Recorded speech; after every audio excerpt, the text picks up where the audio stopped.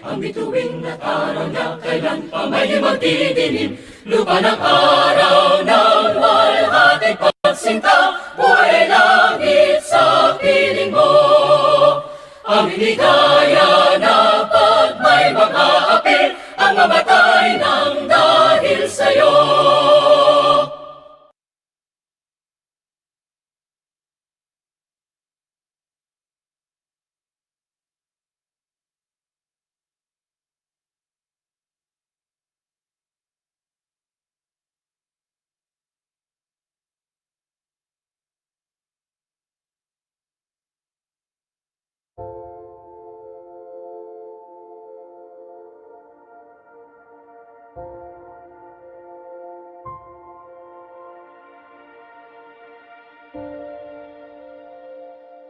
Nothing is more practical than finding God. That is, than falling in love in a quite absolute, final way. What you are in love with, what seizes your imagination, will affect everything. It will decide what will get you out of bed in the mornings, what you will do with your evenings, how you spend your weekends, what you read, who you know, what breaks your heart,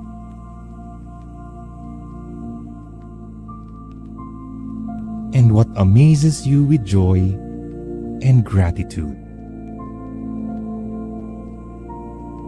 Fall in love, stay in love, and it will decide everything.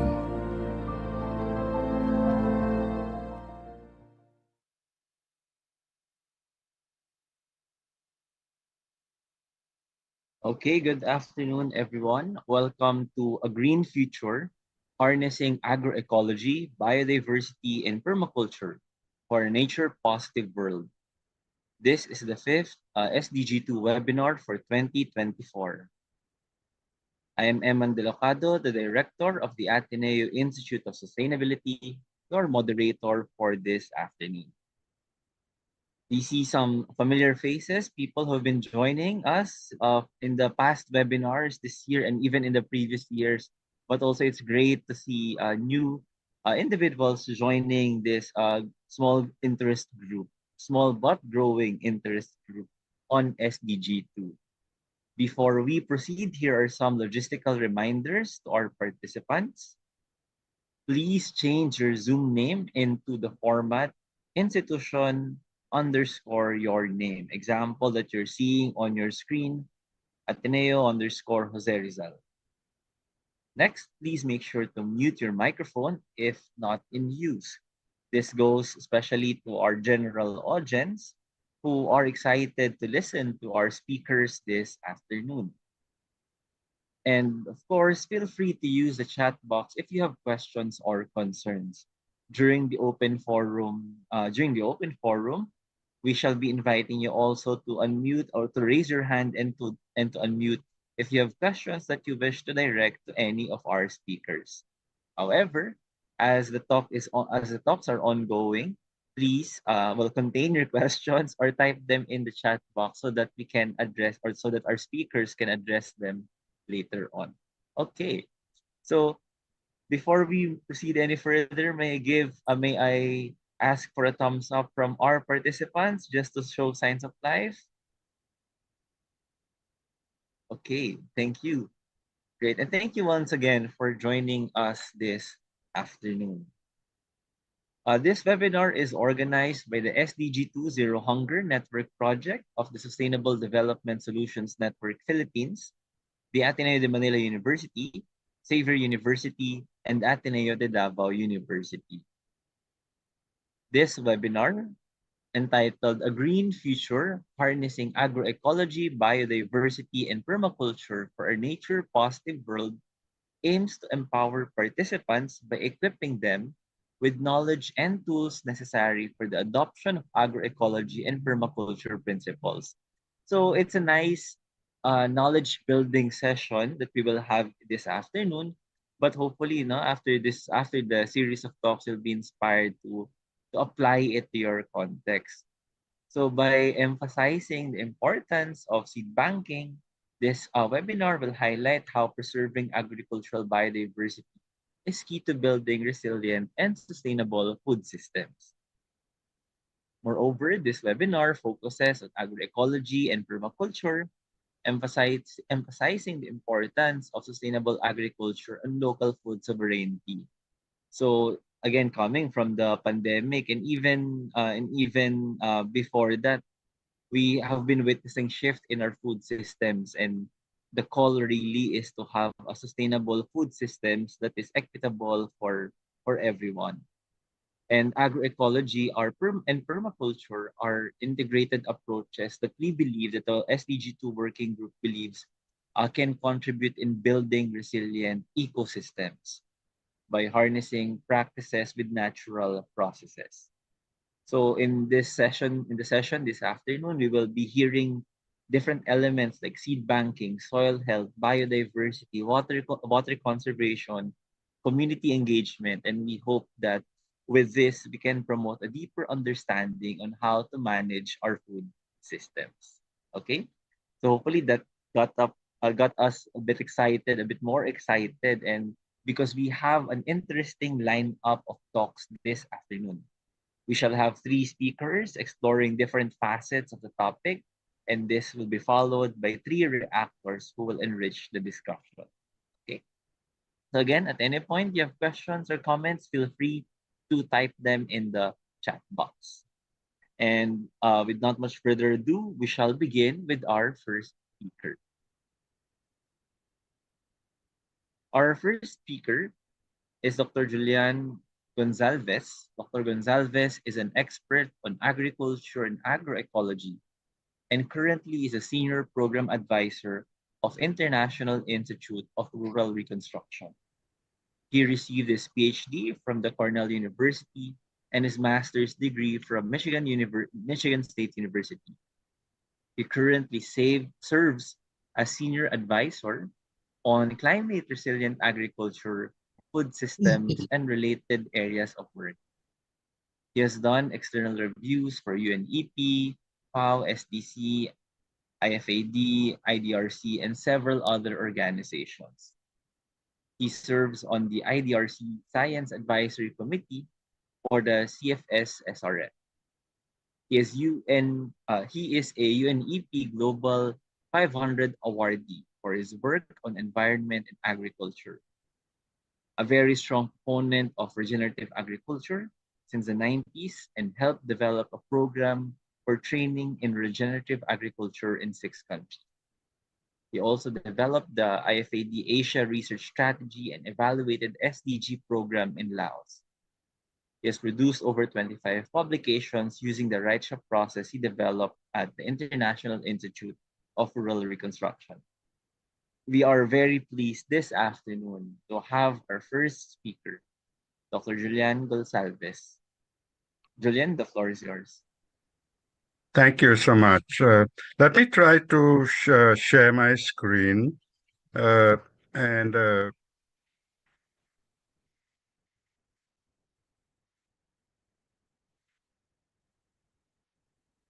hopefully that should work. Okay, so I will try to uh, go over some concepts. I believe I can do it. I will do it in the 20 minutes.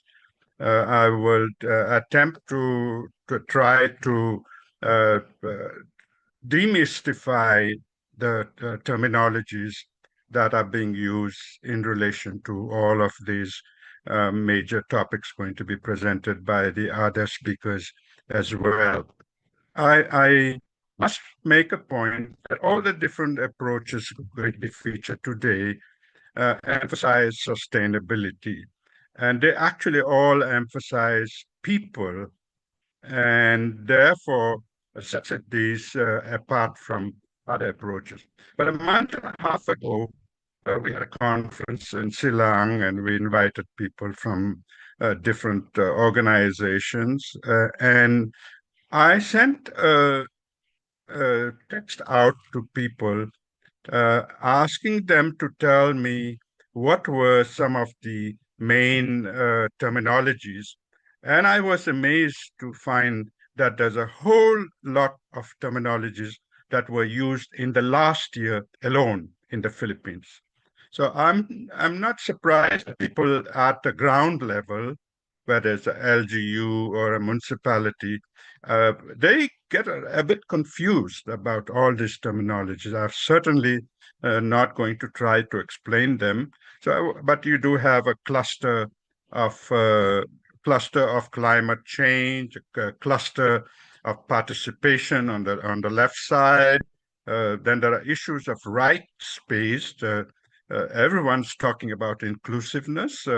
Everyone's talking about the need for ensuring equity. This is something new. Uh, and Unfortunately, there's a silo between the DRR community and the climate change community. Point that I will not elaborate today, but I do want to flag it right at the beginning. Now, I will share three definitions with you. Uh, and by the way, I have a lot of resources in this PowerPoint. I'm not going to explain them, but I'm going to share them hopefully via the Ateneo uh, chat so that you can refer to the resources later. So nature-based solution is the latest of these terms, and it encompasses all those approaches that are going to be featured today. But it does put a high emphasis on the idea of society and people. So I think biodiversity is being highlighted, uh, sustainable management and restoration of ecosystems being highlighted. The word restoration is highlighted in the other approaches such as agroecology.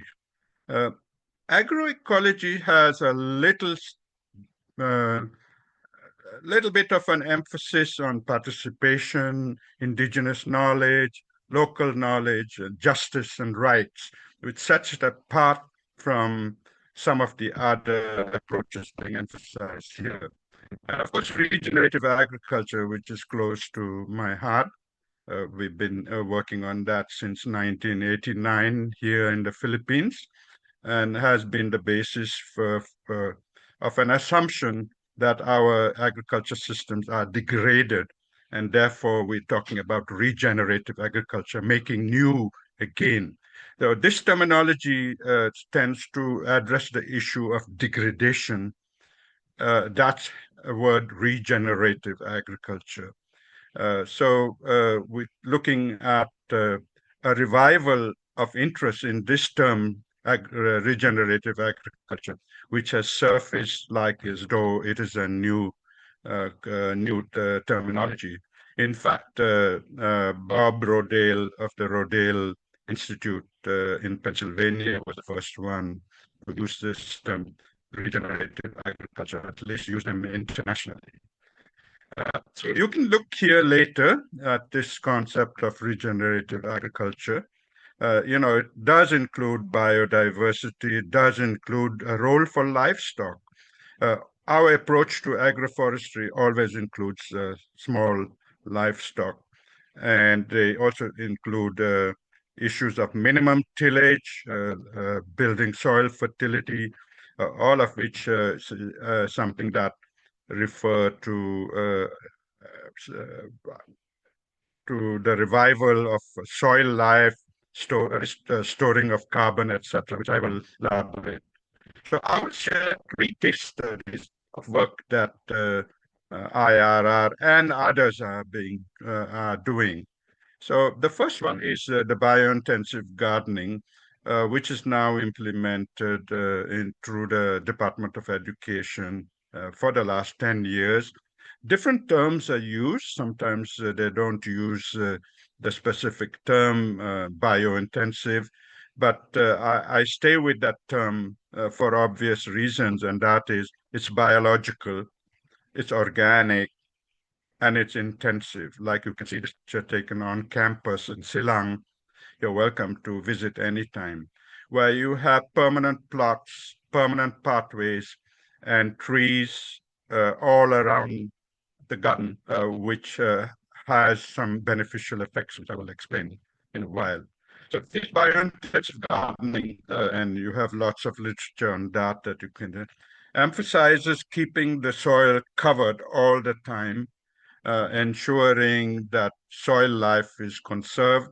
When people come to my garden, I ask them to dig anywhere on the 5,000 to 8,000 square meter plot. And if they don't find an earthworm, then I owe them some money. And so far, I haven't lost a bet on that.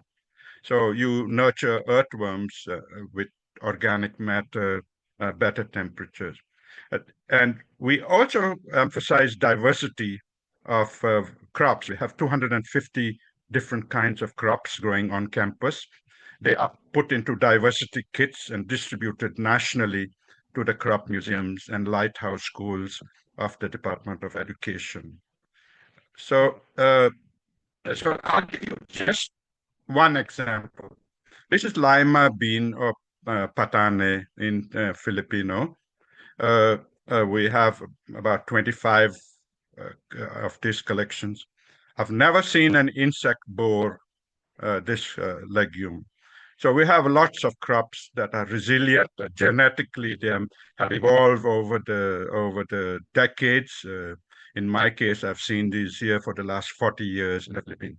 But they're getting lost, and I'm sure the Seed Savers team will also talk about the restoration of biodiversity by growing them, by sharing seeds, as others are doing. Now, very recently, we always refer to these systems here as climate smart, nutrition smart, and carbon smart. For the first time in collaboration with Cavite State University, we have evidence ground temperature is about 2 degrees less in the garden, and below ground temperature, we can share the details later, is also less by about 1.1. Now, that's a huge difference. 1 degree, 2 degrees, as you know, that's the target for many.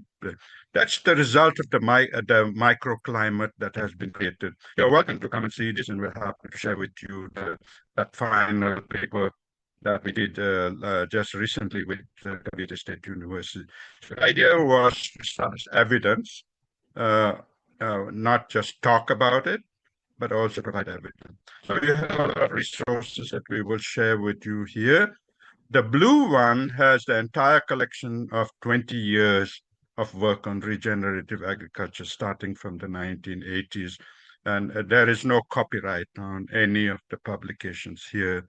The one on the bottom right side, on the bottom, it was distributed by the Department of Environment and Natural Resources to all the DNR folks all over the country.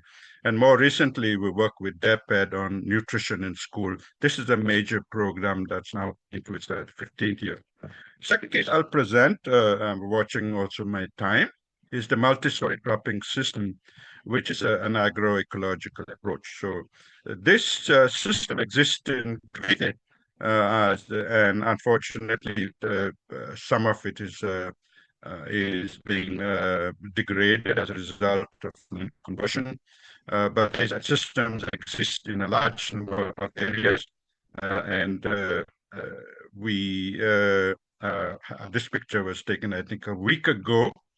So we're working on this multi-storied cropping system, bringing in fruit trees to augment what already exists within the community. Here too, we have measured with Cavite State University the temperature about 1 to 2 degrees. So obviously, we can address drought much better. The inclusion of fruit trees has helped us address price market failure of coffee and also ensure some income throughout the year. That's the fruit trees, 36,000 fruit trees that we have distributed, all indigenous fruit trees to different communities. Our approach to generate the proof of concept sites, sort of where people can see and see for themselves what's going on.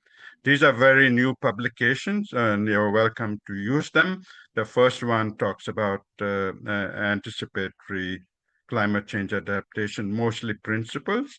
The one in the center is all about that coffee system I just told you. And then the last one is about the fruit tree experience, also done in the last 3 4 years.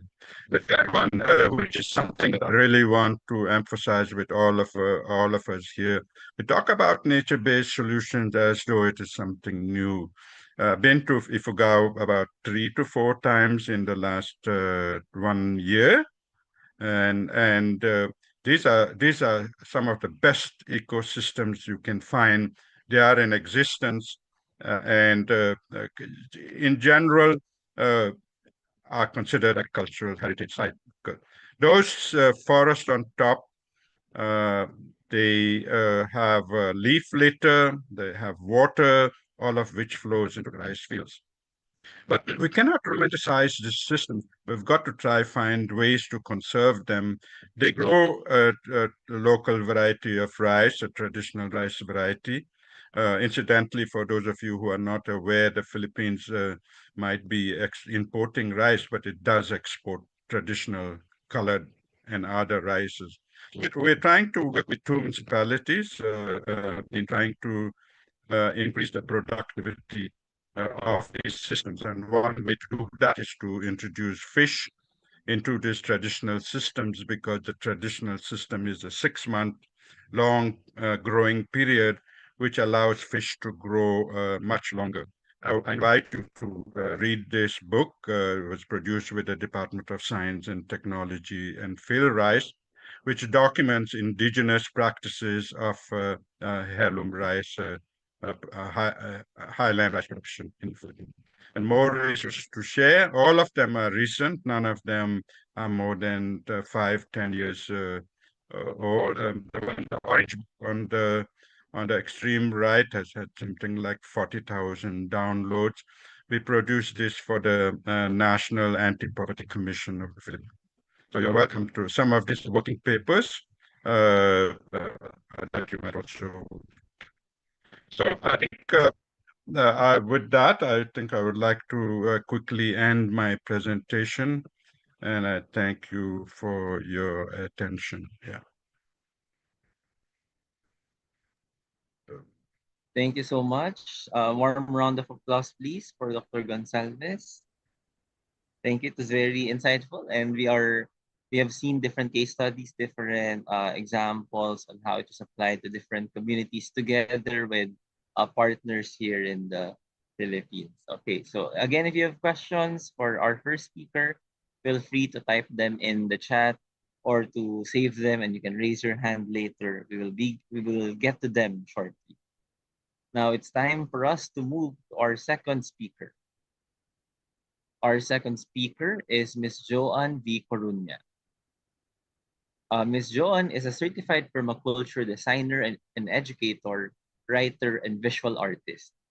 She created Ecology of Change Making, an umbrella initiative that merges art, permaculture, and social innovation to support individuals and communities in creating positive change.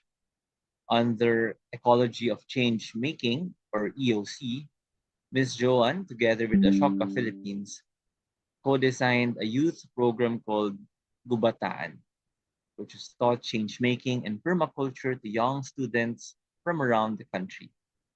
She also runs an online permaculture design certification, or PDC course, for people who would like to live in harmony, to live in harmony with and as part of nature and become certified permaculture designers. Miss Joanne lives with her husband and their two homeschool children in a food forest with over 100 species of plants, most of which have been planted by her and her family. She offers food forest walks and permaculture workshops in Bacolod. Very, very exciting things. I so everyone, please welcome with a warm round of applause our second speaker, Miss Joanne Coruña. Miss Joanne, the floor is yours. Thank you so much for the kind introduction, and I will just share my presentation.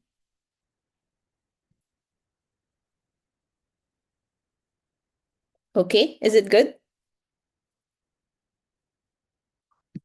Yes, we can see it. Thank you, thank you. Okay, so hello again, everyone. I am Joanne Coruña, and I'm an artist and a permaculture designer and educator, among other things. I'm going to be talking about permaculture this afternoon, but specifically using it to design for biodiversity. So just so we're all on the same page, I'll be starting with the introduction and then what permaculture is and why we should design for biodiversity. And then I'll introduce you to our Food Forest Maria, and then I'll proceed to the ethics and the principles of permaculture, and then I'll talk a little bit about ecology of change making.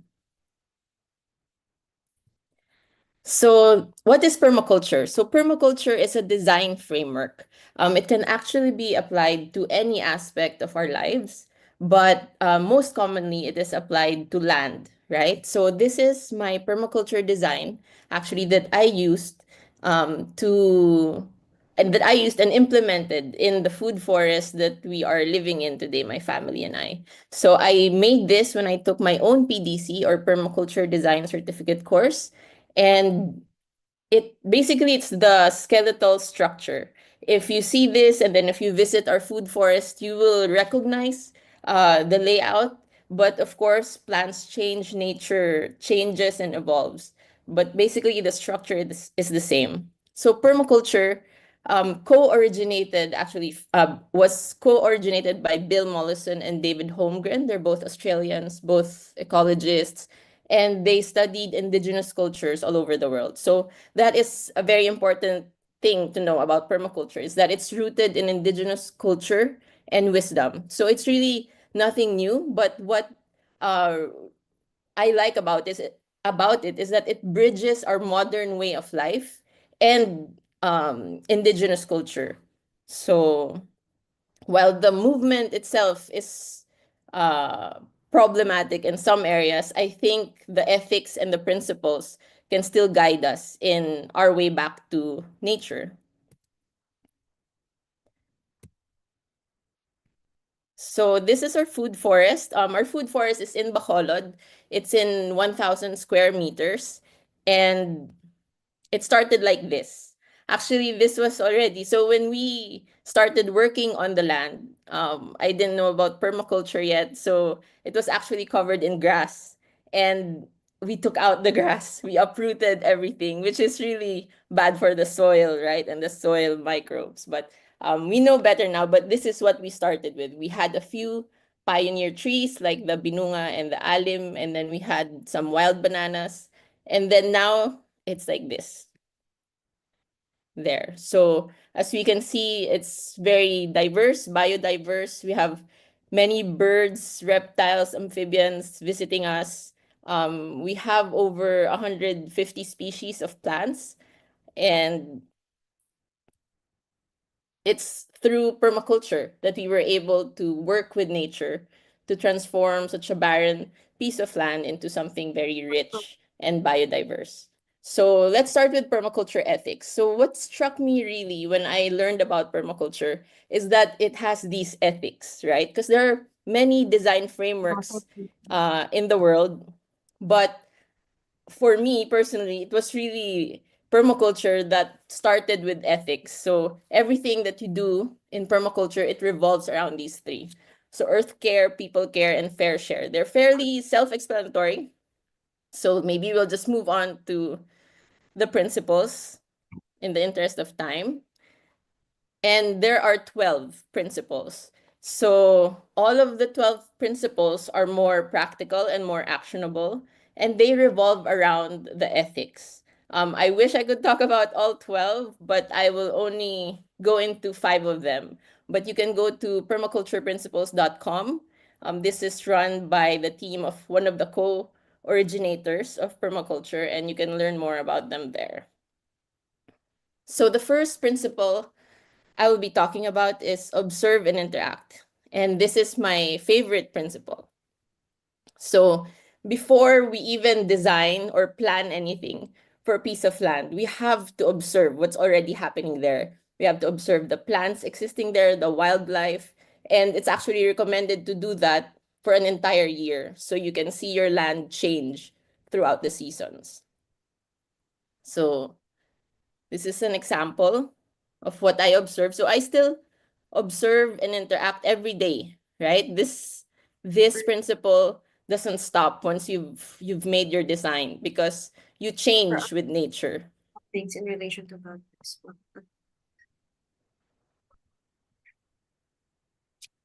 So these are some of the plants. Some of these plants have already been replaced by other plants.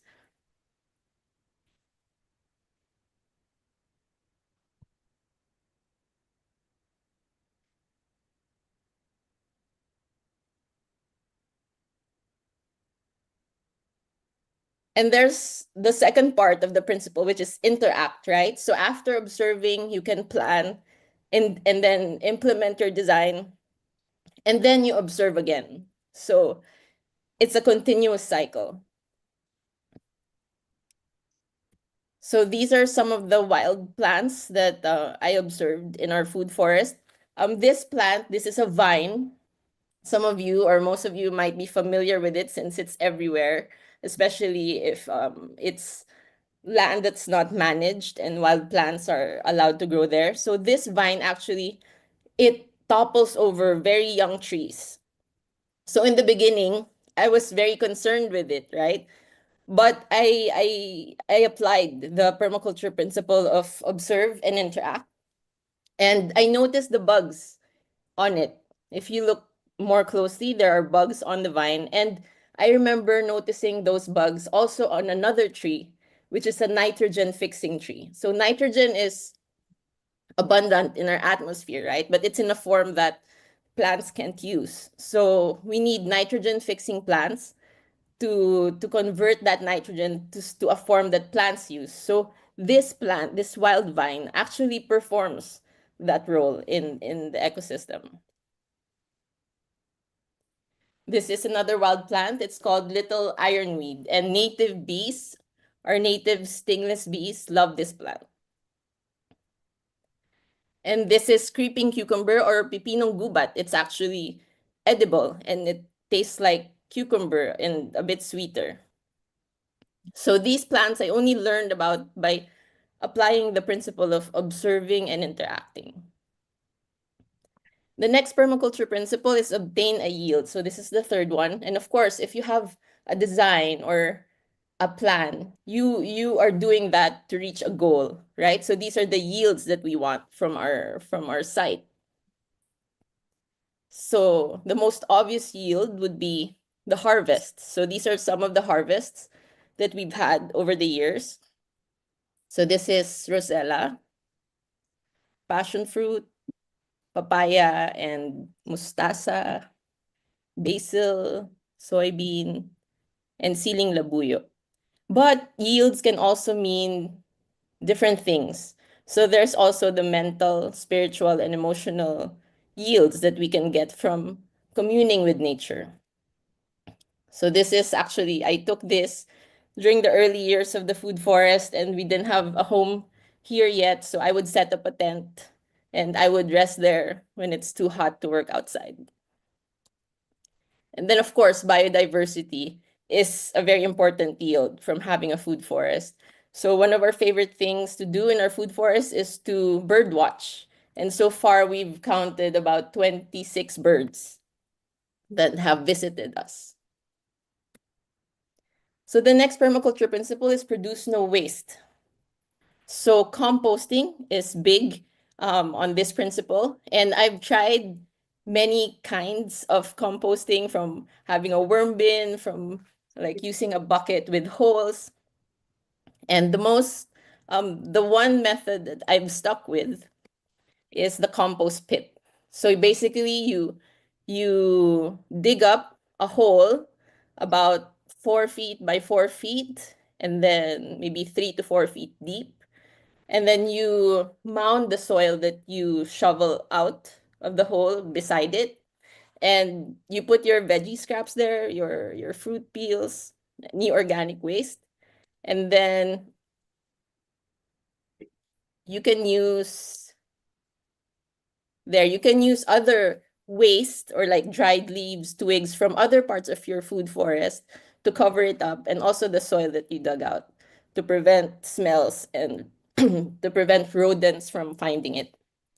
And I've found that doing this, if you do this right next to a tree, the tree will fruit earlier than usual, which was a great surprise. And everyone always And then this is similar. So this is another composting method that we use in our food forest. It's a banana circle. So you can see the young banana plants around it, and there's another pit in the middle. And we put our scraps there. And I've never watered this banana circle. I've never put any store-bought fertilizer. It's just the veggie scraps covered with the soil from the pit. And the bananas are still growing now and producing these harvests regularly.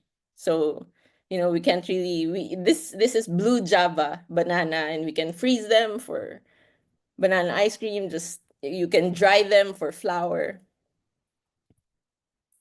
And then this is something. These are logs from the neighbor's mango tree that fell on our food forest, and it's something that would be treated as waste by other people, like they would want someone to pick it up from their property. But we kept them and we piled them, and now it's a habitat. So something that is considered as waste by other people can be a home to increase the biodiversity in your ecosystem.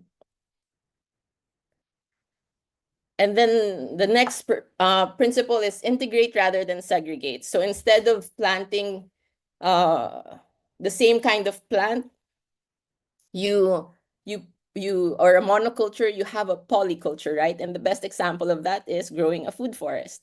So just quickly, you can have 7 to 10 layers or even more, but you have the canopy, the highest trees, the sub canopy, which are still high trees but lower than the canopy. You have the shrub layer, you have the herbaceous layer, so this is culantro, and then this is the ground layer. This is pinto peanuts. So as Dr. Gonsalves has mentioned, we always want the ground covered because that protects the life in the soil. And you want your soil life to be healthy because that's what feeds your plants.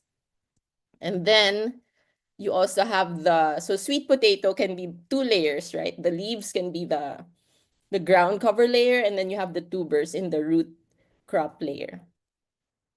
And then you have the vines or the climbing plants. And of course, the mycelial layer or mycelial network. So these are fungi with their fruits that are the mushrooms. And then the aquatic layer, which can be a pond in a food forest like ours. Okay, so if you don't have a big piece of land, you can still have a food forest in a pot like we did before. So this is about 12 inches deep and 14 to 16 inches in diameter. And then we have avocado here. I would choose a different smaller plant, maybe like a citrus tree next time. And then we also have chili, we have sisu spinach, and they will all grow happily together, and they will actually help each other combat powdery mildew and other insects that might be eating your plants. So the last one is use small and slow solutions. So in our fast-paced world, it's very important to remember to apply this principle. So nature uses small and slow solutions like seeds, right? So as Mr. Atienza will talk about later, like seeds have so much genetic diversity in them, and that's what we need, especially in our changing climate. So while we do have plants that I buy as seedlings, right? I make it a point to still plant seeds directly in the ground because that increases the diversity, the genetic diversity of our food forest, and it becomes more resilient in the face of our changing climate. And then tools. The tools I use are human scale tools. So meaning no machines, and it's powered by my own energy, right? Because this allows me to slow down and see if I'm damaging other wildlife or other insects while I'm clearing a space. Uh, Granted, I still use battery operated grass cutter for the pathways because the grass sometimes really grows too much. And every time I use it, I really think about, I still try to be more mindful about the insects that I might be disturbing.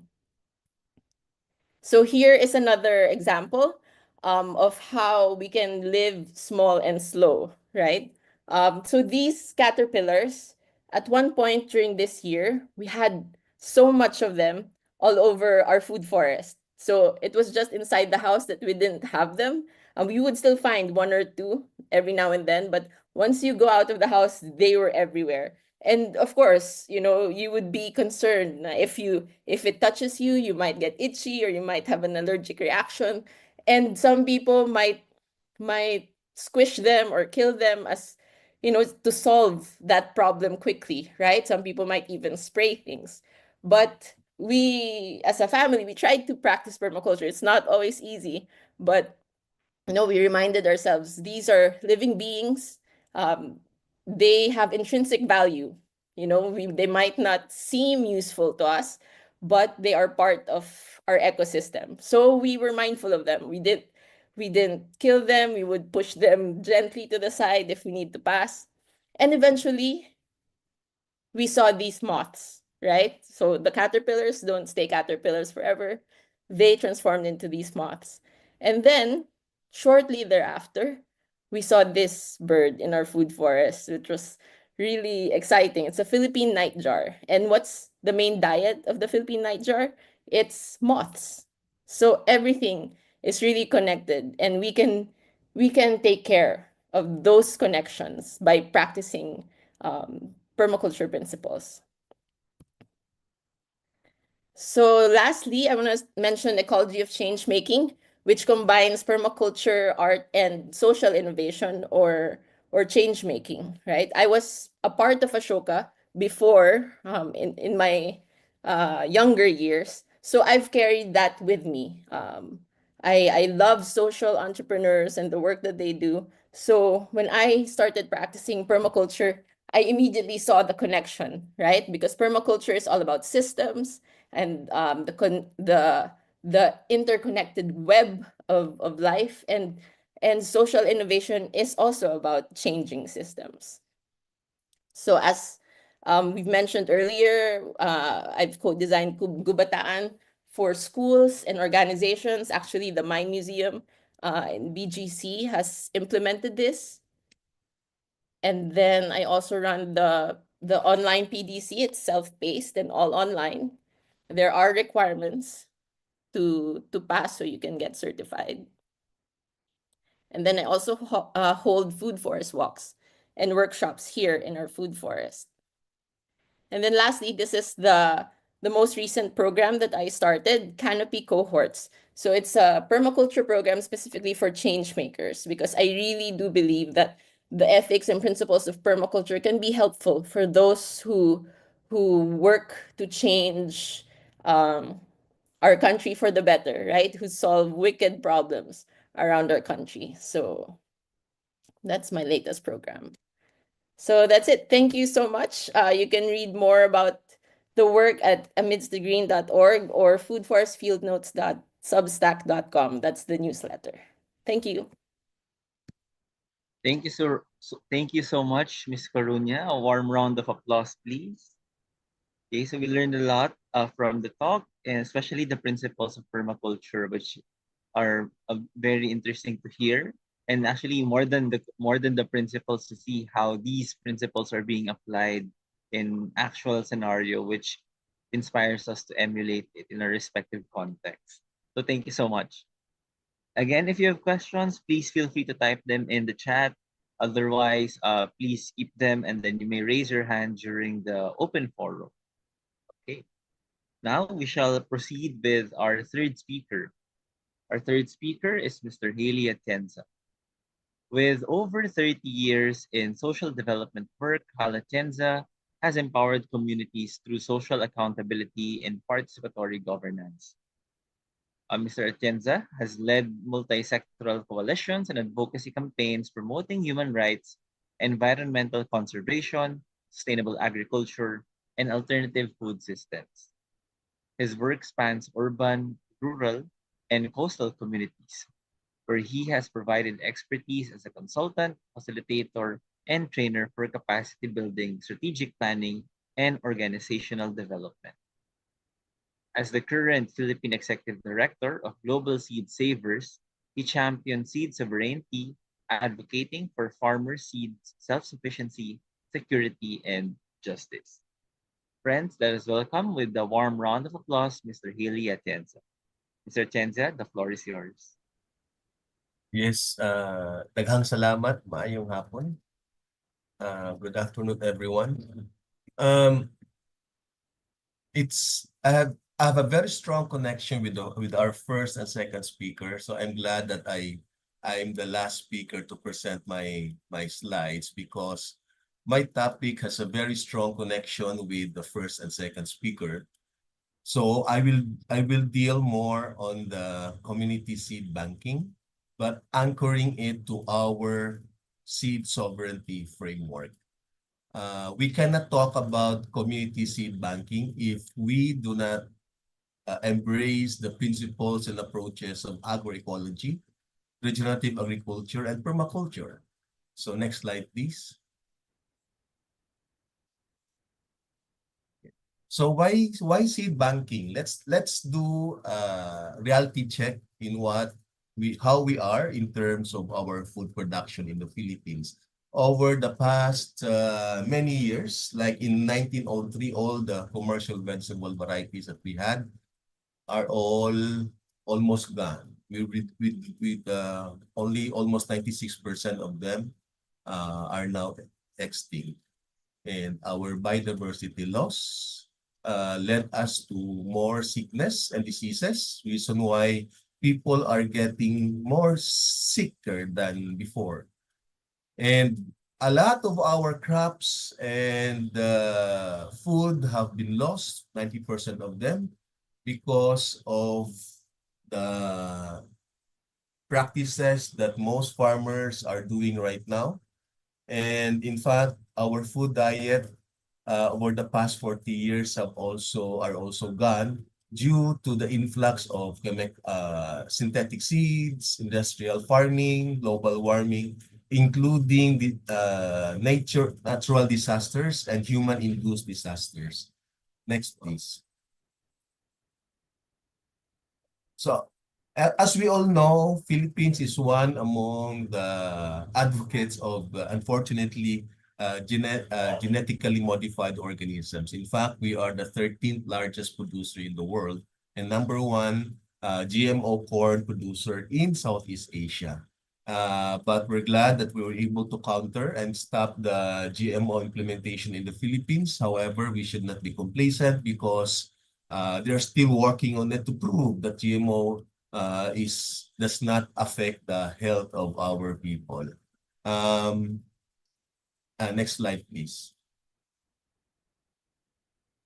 Talking about seed banking, I guess some of you already know that the first and the oldest seed bank in the world is the Vavilov Institute of Land Industry, which was established in 1894.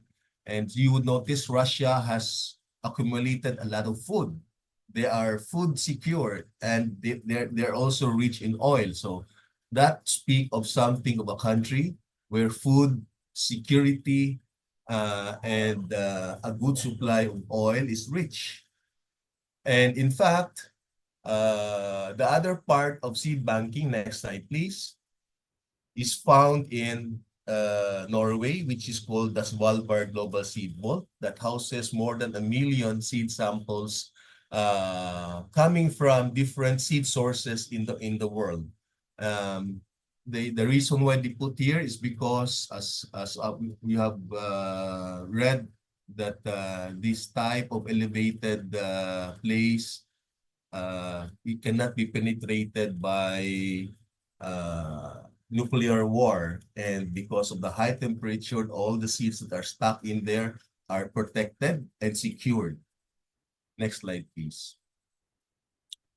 So another fact that Philippines is facing right now, we used to be the #1 rice producer in Asia, but right now we are in the world, we are #8 rice producing country, yet we remain on top as the highest rice importer. And we've heard that even in 2025 we will still continue to hold on the top spot as the world's top rice importer.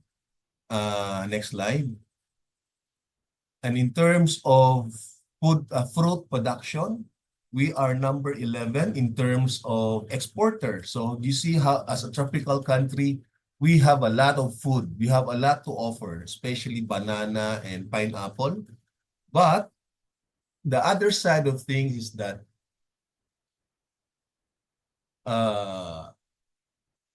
the Philippines is on top in terms of moderate and severe food insecurity in Asia, which turned around more than 450 million people experiencing moderate and severely food insecurity. No, it's a bit strange because coming off from being the top rice producer, but now we are #1 in terms of food insecurity in Southeast Asia. Next. And talking about community seed banking, we cannot deny the fact that seeds is a multi-billion-dollar business. And I'd like to present to you a recent research by Mordor Intelligence that the baseline in 2024, these major seed industries are earning about more than $73 billion, and they will be able to reach as high as $100 billion in the next 6 years. Next slide. But if you try to look at where are these buyers coming from in terms of region across the globe, the Southeast Asian countries is placed at #2 at 4.58%. #1 is Europe. So what does that tell us? Most of the farmers are buying synthetic seeds. Most of the farmers are using F1 seeds, and these are the major players in the global industry. Some of them, Bayer, Corteva, Syngenta, KWS, and BASF. Next, please. In the Philippines, it only confirms that not just in a global setting, but even the top seed corporation in the Philippines are earning as much as $0.82 billion in the 2024 baseline. And they have targeted in fact, more than $1 billion come 2030. So that means the farmers themselves are feeding these industries to earn bigger, to earn more from these synthetic seeds. Next slide. So just to introduce to you that who among these leaders in the seed market. These are the Allied Botanical, Bayer, Corteva, East West, and Syngenta. And these are the famous brands that we can see all over the Philippines. So what is our response as global seed savers? We have our own seed sovereignty framework. Next slide. So, and we try to connect seed sovereignty in the Sustainable Development Goal because we believe that seed sovereignty is food sovereignty. We cannot discuss zero hunger if we do not confront the issues of seed sovereignty. So let's embrace seed sovereignty for us to become food secure. Next. And just to show you the comparison between gene bank and community seed banking. And this is exactly what we are trying to address right now, that let's not, while we agree that there should be gene bank that will provide us more reserves in our seed production. However, we should emphasize the need for more community seed bank, which empowers the farmers and train them to produce their own seeds. No, I'll discuss more about this because this has something to do with what we are doing now as global seed savers. Next slide. So just to illustrate the major difference between what we are doing, the seed library and the seed bank, because we in the global seed savers we use the term seed library to emphasize our community-based seed banking. That's why we train farmers to become seed savers and keep their seeds, organic seeds, inside their own household level seed libraries. While at the same time, Global Seed Savers maintains its own facilities, what we call our seed sanctuaries, that performs as our own version of seed banking. Next slide.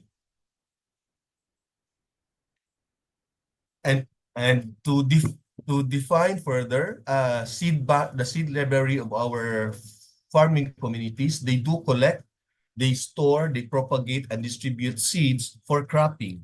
These are the kind of seeds that farmers need. In fact, in my long years of working with the farmers, farmers always clamor for seed banking, but no one is teaching them to save seeds and how to produce seeds. On the other hand, the seed banking still do collection, storing, and propagation, but making sure that these are reserved for backup, for potential, for in times of disasters, we are able to provide the important seeds that farmers need to regain their own farm. Next slide. And this illustrates what we are doing as a matter of our seed saving protocol. We train farmers to become seed savers, and we call them our seed saving communities or our SSCs. We provide them the tools necessary for them to put up their own household-based seed library. So they have, if you see in our community, farmers do save seeds and put them in their own seed library box that conforms our standards of CDDSS, cool, dark, dry, safe, and secure. And all these seeds, copies of these seed species are brought to the center-based seed library. It's either put up by our partners from the NGO sector, religious sector, academic, and even private institutions who have started to ask to request global seed savers for training on our seed schools 1 and 2. And our seed sanctuaries that performs both the seed banking and the seed library are located in Bogo, Cebu, and Tublay, Benguet. Next slide. So why is seed banking crucial? In times of disasters, we should be able to protect our own crops. We should be able to address food insecurity. We should be able to preserve our cultural heritage and traditional knowledge. We put emphasis on the indigenous knowledge systems, recognizing the rights of the indigenous communities to save and own their own seeds. We also see the importance of building resilience to climate change and disasters. And number 4, this is basically what we're trying to advocate to most farmers who have been used to using F1 or commercial seeds, because they have become more dependent on commercial seeds. And the only way for us to become sustainable is that farmers should stop buying seeds, because they too can produce their own seeds. And in the long run, we are able to empower farmers to save seeds and grow food. Next slide. So I'd like to emphasize also by demystifying what is the difference between the food system and the seed system. Just like seed sovereignty, which is not often discussed by any groups or any advocates for food security and food sovereignty because we keep on hearing about promoting food system, alternative food system. However, we tend to forget that food starts from the seed. And therefore, we provide a different approaches to development work that promotes seed system, including the development, breeding, production, ensuring quality seeds, open pollinated varieties, and train people to save seeds and promote seed exchanges, enable policies for farmers to produce and sell their own seeds. But we also acknowledge that while regulation is important and patenting, but restrictive measures will only disempower farmers. Next.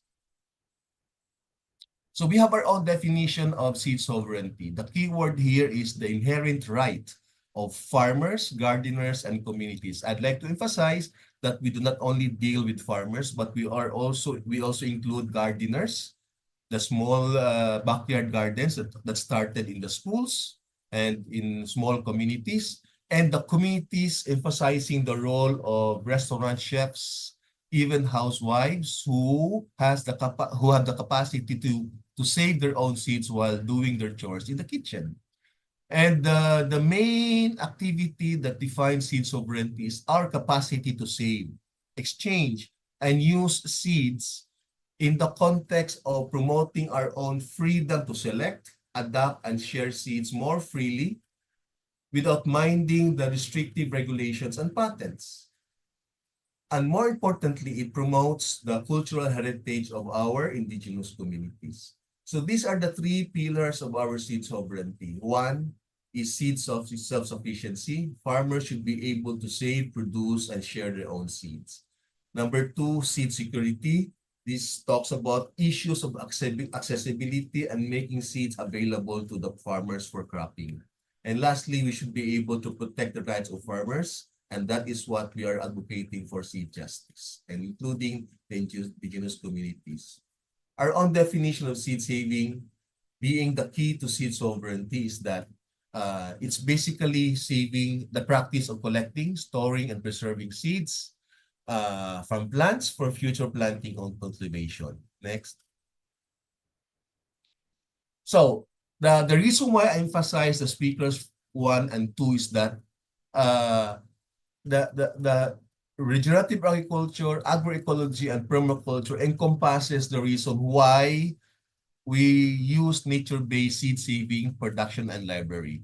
Because we can only do seed banking if we practice nature-based farming. We cannot produce seeds from F1 or commercial seeds. And even farmers realize that all the more that they use commercial F1 seeds, they become more dependent because commercial seeds are only one-time use. That's why organic seed saving is the only way to save seeds. And the capacity of seeds to evolve can only happen if we raise organic farming. Next slide. So, consistent to our seed sovereignty framework, our strategies and programs is anchored on the 3 pillars. We promote seed self-sufficiency by organizing the seed-saving communities. We do seed sovereignty orientation through our class, meaning community learning and awareness on seed sovereignty. And we have 5 different seed schools, from Seed School 1, Basic Seed Saving Course, Seed School 2, about organic seed saving and seed library. Community Seed School 3 is about training of trainers, our farmer-to-farmer approach. Our Seed School 4 dwells on plant breeding, and Seed School 5 leading towards seed entrepreneurship. And so these are the things that we offer in promoting seed self-sufficiency. To promote seed security, we have our own seed production and our seed banking for seed backup. And we wanted to go into plant breeding since it's only our also way to promote genetic diversity of seeds and model building and participatory seed certification.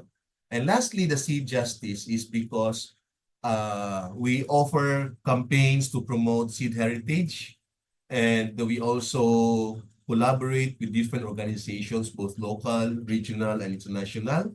And we promote our seed sovereignty by building partnerships and collaboration work with different partners here in the Philippines. Next. So these are some of our graduates of our seed schools from the Zone Visayas and Mindanao. And we use our 4 different models of the seed ecosystem. We look at the different needs of farmers who are at the rural upland, rural lowland, the gardeners in the urban setting, and the needs of our Filipinos who are living in the coastal or islands, because we cannot grow, they can grow different crops and variety of food in an island setting. Next slide. So how do we build a nature positive future? For policymakers, let's support seed sovereignty programs and policies. For farmers, continue participating in our seed saving movement and doing regular seed exchanges, because this is the only platform where farmers are able to access seeds from different sources. And for individuals, we can advocate for local seed and food system and support agroecology and regenerative agriculture. And lastly, as students or as individuals in the academic institution, we can promote seed sovereignty. In our work, we need researchers. We need the academe to help us determine the state of seeds in the Philippines. There's no literature that can be read that can discuss more freely about the seed situation in the Philippines. In fact, we don't even have resources that talks about seed catalog. I've seen the Native Trees book, but hopefully we should be able to produce our own seed catalog. Educational institutions should also carry the seed schools and promote social awareness about seed sovereignty. And academe can also put up available lands for learning, so we can bring back gardening for children at younger age. And at the same time, promote agricultural courses to promote food security and sovereignty. Unfortunately, if there are available scholarships right now from our state universities, but there's a decline in the number of enrollees taking up agricultural related courses. And last slide is to promote our NGO, Global Seed Savers. Please like and share our social media platform in Facebook, Instagram, and Twitter. That's all. Thank you. Thank you, Mr. Atienza. A warm round of applause, please, for Mr. Atienza. Again, it was a very insightful presentation on the value of seed saving, of seed banking, and how it relates to a sustainable food system. Okay. So we have heard from our 3 speakers, Dr. Gonzalez, Ms. Coruña, and Mr. Atienza. Now we will proceed with our panel of reactors. So our reactors will be sharing their insights from the presentation that they've heard, and they will also be contributing their own insights, reflecting their work on this area. Okay. So for this, we have invited 3 reactors, starting with the first one. Our first reactor is a colleague from the Ateneo de Manila. Mr. Carlos Opus has taught at the Ateneo de Manila for more than 3 decades as a faculty member of the Department of Electronics, Computer and Communications Engineering since 1989. He finds teaching and research as truly rewarding, especially when his students succeed in their chosen fields. Sir Toto, who is trained in physics and computer engineering, is also among the co-founders of the Ateneo Innovation Center, or AIC, which aims to bring innovative research done in laboratories to reality, contributing to community and society. So this is a perfect link to our to the presentations earlier. His own practice in the field of electronics and computer engineering extends his positive contribution to education to communities well beyond the Ateneo campus. Friends and colleagues, I present to you our first reactor, Mr. Carlos. Sir, the floor is yours. Hello, good afternoon. May I share my slide? Go ahead, sir. Okay, thank you.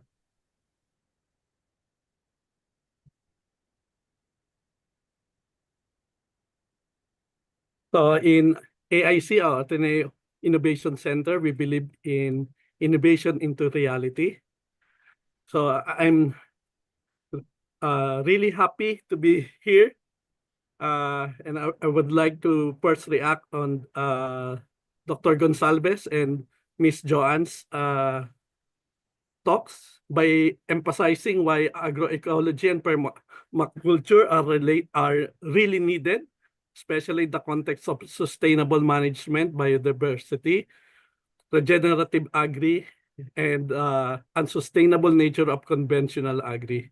The focus on the why is critical as it sets the stage for why these practices are not just alternatives but necessarily shifts in how we react with the land. By highlighting the issues like soil degradation, climate change, and food insecurity, this can effectively underscore the urgent need for sustainable agricultural models, as mentioned, like bio-intensive gardening, regenerative agri, that balance ecological, economic, and social considerations. Ay, Sir Toto, excuse po, we're not seeing the slides po if you I'm are showing sorry. them po. Thanks, sir. Let me share again. Share a second. Maybe I'll just do the sharing. Share.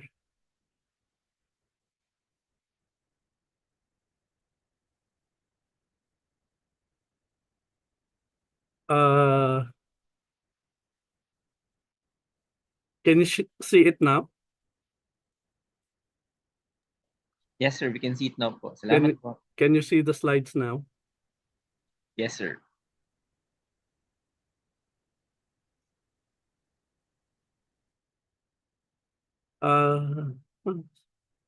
Sorry, I'll stop sharing. I will just test my audio.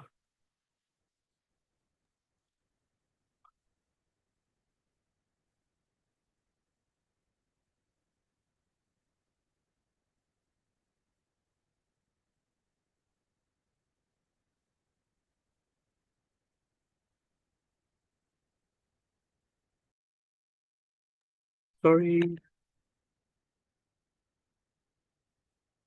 No worries, sir. Go lang po.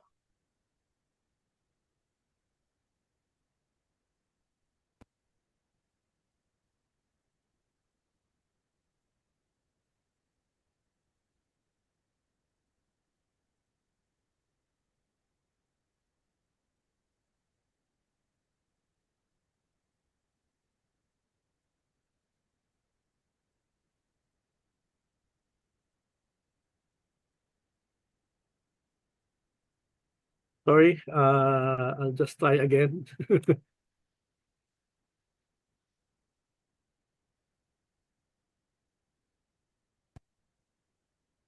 Hello? Okay. Share my screen.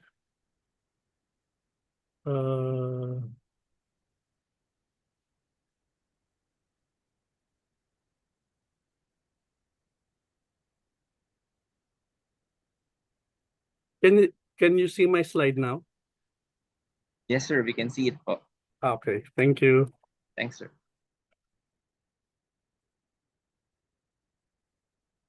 So as I mentioned, I'm not sure if you're seeing as I mentioned, really impressed with the case study in bio-intensive gardening and regenerative agri. And wow, I only know about research ethics now. We have uh, permaculture ethics, earth care, people care, fair share, which is really a holistic approach to land use and design.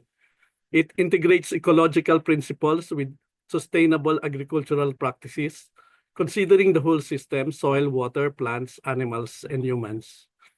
I also like observe and interact. In Ateneo, we also practice waste management. We also have Ateneo Wildlife with regular bird watching activities. We actually have hundreds or thousands species of birds in Ateneo. And integrate rather than segregate is also worth reflecting on in Ateneo. Thanks, Miss Joanne, and thanks for the excellent presentation. I especially like the case studies of Dr. Gonsalves. The case studies and examples you shared will be invaluable in illustrating how agro uh, agroecological and permaculture principles are being practically applied and adapted to local contexts.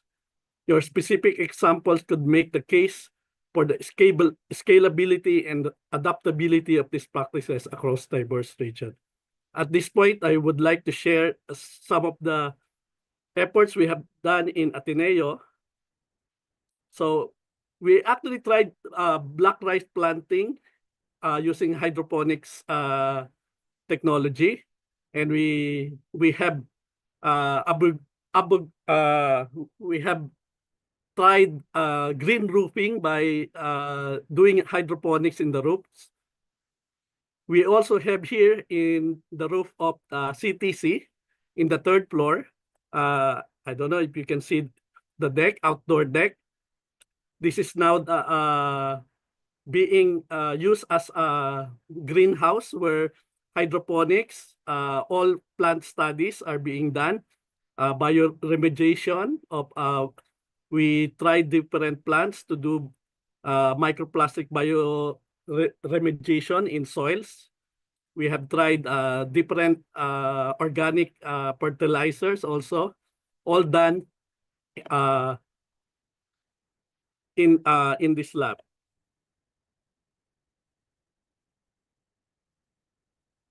Can you see this slide right now? So that's the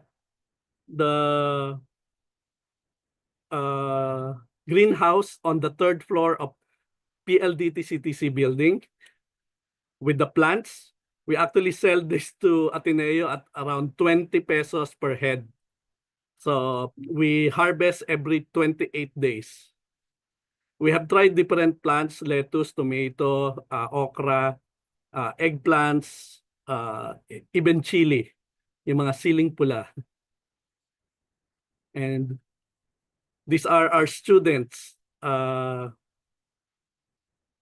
who also help us. So we tried to share this. So we thought that we need the community's buy-in. So we're trying to build this in grade school, high school. We have one in Ateneo. This one is in Pampanga. We are sharing it also in one of the schools there.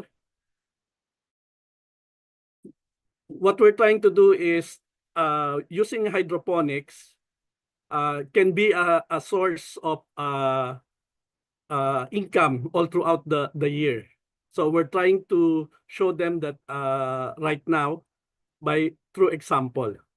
So hopefully they will do learning by doing.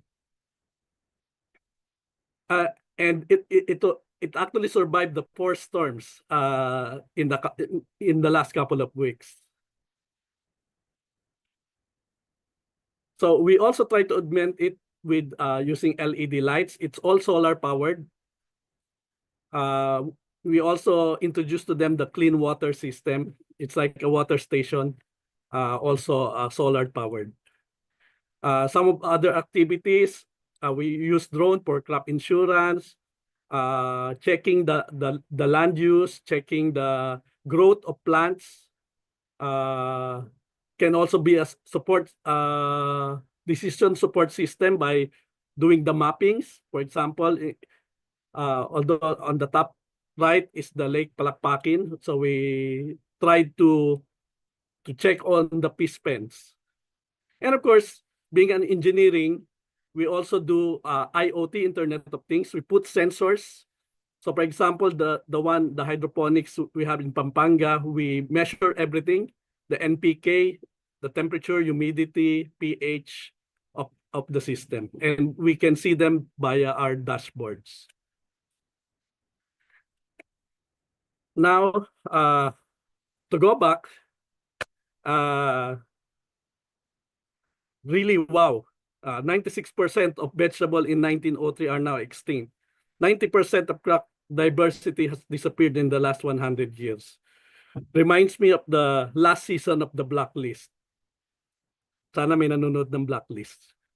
The discussion on seed banking is timely and pertinent. Seed banks are vital in safeguarding our biodiversity and ensuring food security, especially in the face of climate change, which can disrupt local crops patterns and threatens our food supplies. Thank you for giving this talk, Sir Atienza. Your talk on how seed banking works, preserving different varieties and local seeds could help communities realize the power of preserving genetic diversity. This could enhance the discussion by discussing the role of seed saving and empowering local communities and reducing dependency on large seeds corporations.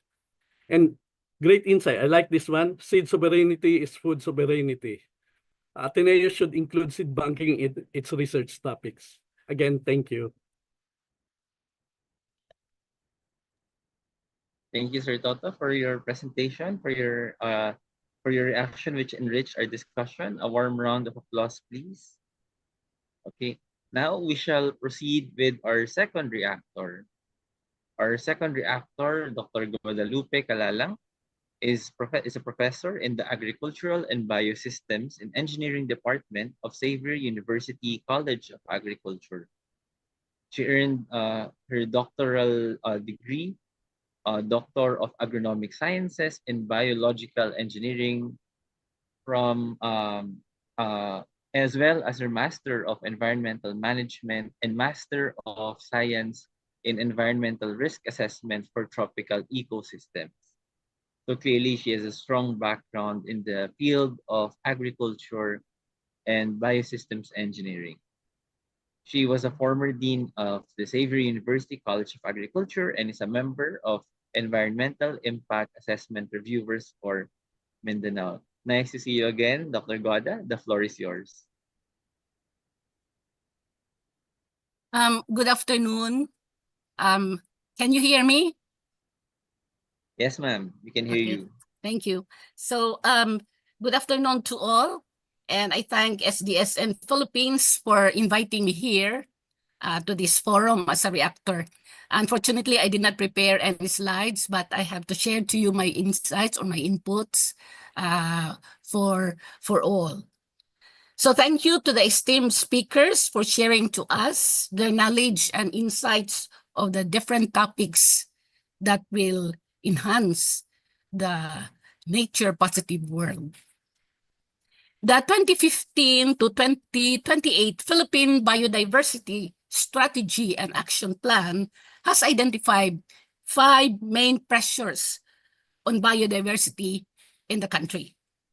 These are habitat loss that include overlapping land use changes, overexploitation of resources and agrochemical use, invasive alien species, pollution of land, air and water, and climate change. Discussions on biodiversity, agroecology, permaculture, and seed banking are essential topics in finding ways in addressing the aforementioned pressures. These are also congruent to the moves in advancing local food security, sustainability in food production, and of course, contribution to the regional agrarian economy.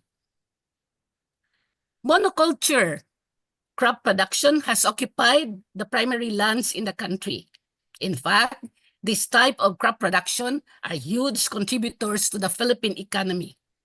This is a scenario of an agro-industrial level of production. Actually, we had a field trip about a month ago to the foot of Mount Kalaktungan, where Bukidnon's carrots, potatoes, and high-value crops, vegetable crops, are produced. I noted the cultivation activities on the Tupo sequence we studied between 2010 to 2014. I observed that in 10 years' time, the cultivation has been so fast and is encroaching up to the top of the ridge of the Tupo sequence. This is a scenario of our highland agricultural activities or in the region. So in here, up to what extent the country can allow a particular land development in such conditions that would merit the kind of land use. The Philippines do not have a National Land Use Act. To quote from the PIDS discussion paper of Adoracion M. Navarro in 2023, land use misgovernance in the Philippines arise due to non-institutionalization of national level framework for land use and the lack of harmonization of sector-specific laws on land resources. This issue has been brought up since almost 3 decades ago. So it is also good to study the effects of land use change to the food security and agrarian economy of the region and its impacts to the environment. There are agricultural fields planted to rice, previously planted to rice, corn, or vegetables, are converted into other uses, such as industrial and land use. So we have to see how much is the amount of food which is lost due to the conversion of the land, because that somehow would affect the food security of the society. So I noted here, I appreciate really to see, to hear the presentation of Dr. Gonsalves. This is good for small areas, but I would like to add something. If we can determine the status of health, soil health in the area in terms of physico-chemical characteristics of the soil, which can support plant growth. It would be good to determine the rates of how fast the elements to be, how much are the nutrients to be mineralized so that the soil nutrients will be available for plants. Plants utilize nutrients in mineral form. And on permaculture, this is similar, I think, to a diversified or integrated farm. We have this model before in the College of Agriculture, which is the integrated and diversified farm. To live in a home surrounded with vegetable gardens, livestock, forests, gives us the serenity and peace. And the smallest, I have also read some paper about permaculture. The smallest permaculture studied by Flores and Buot in 2021 is only 330 square meters. That's the smallest area that I saw. It's 0.0333 hectares. So it's a small one. Perhaps many can afford to acquire this area size because, as what has been mentioned by Dr. Coronia, that her food forest is 1,000 square meters. So in this case, perhaps we can make a permaculture design that can be fitted to small land areas, because the larger the area we will acquire, the more expensive it is. Our extension arm in the academe can go to our areas of engagement and introduce these principles and applications to the community. A challenge I see here is the land ownership. If the land is owned by the farmer, she can do activities in his own areas. But what about if the area is not owned by the farmer? When permaculture is already established, it would be good to conduct sustainability studies, that is, on the economics part of the operation, and also community impacts, as well as the environmental benefits of permaculture. And for the seed banking, it is also a commendable work Thank you, sir, for sharing to us, Mr. Atienza, for sharing to us your experience in seed banking. So in here, because seeds will be available for farmers to use to cut down the cost of crop production. Because as usual, usually practiced by farmers, farmers buy seed from seed companies, and these commercial seeds has package technology, which the farmers will also pay. I had seen this, sir, in the area where we had our soil studies in the agricultural highlands of Bukidnon. I saw because one of the things that we did was to determine the yield per hectare of the existing crop. And when I visited the area, I said that, oh, the farmer really open to say that, this is the seeds that at the first time we bought the seeds, but at the second time we tried to get the seeds and planted this, and we do not get good yield. So in this case, it would be good, no? And I appreciate so much for your suggestion that there will be seed researchers from educational institution. So in here, it would be good to we should take the challenge, no, on how to deal with the drawbacks of this scenario, or the challenge wherein we need to find combinations of farming strategies that limit the use of non-organic inputs. So these are all. Daghang salamat ug maayong hapon sa tanan.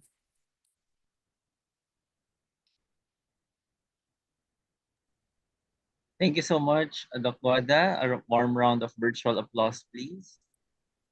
Okay. So we have heard from Mr. Opus and from Dr. Kalalang. Now it's time to hear from the viewpoint of our students. Our third reactor will provide a glimpse on the students' viewpoint on the topic. Ms. Jogold Rafael Cajes is a fourth-year AB Political Science student from the Ateneo de Manila University. She's passionate about advocating for sustainable agriculture and environmental protection. As a dedicated advocate for children's rights and environmental justice, she combines her political science background with hands-on activism to address pressing social and ecological issues. Drew Gould serves as the editor-in-chief of EcoWatch and Ateneo Religious Organization's president. She serves also as the Ateneo Religious Organization's president, where she highlights critical insights into environmental challenges and solutions. Her work reflects a deep commitment to empowering communities and fostering a more equitable, sustainable future. To share her insights from what have been discussed so far, I present to you Ms. Jogold Cajes. Jogold? Well, good afternoon. Maayong hapon sa tanan.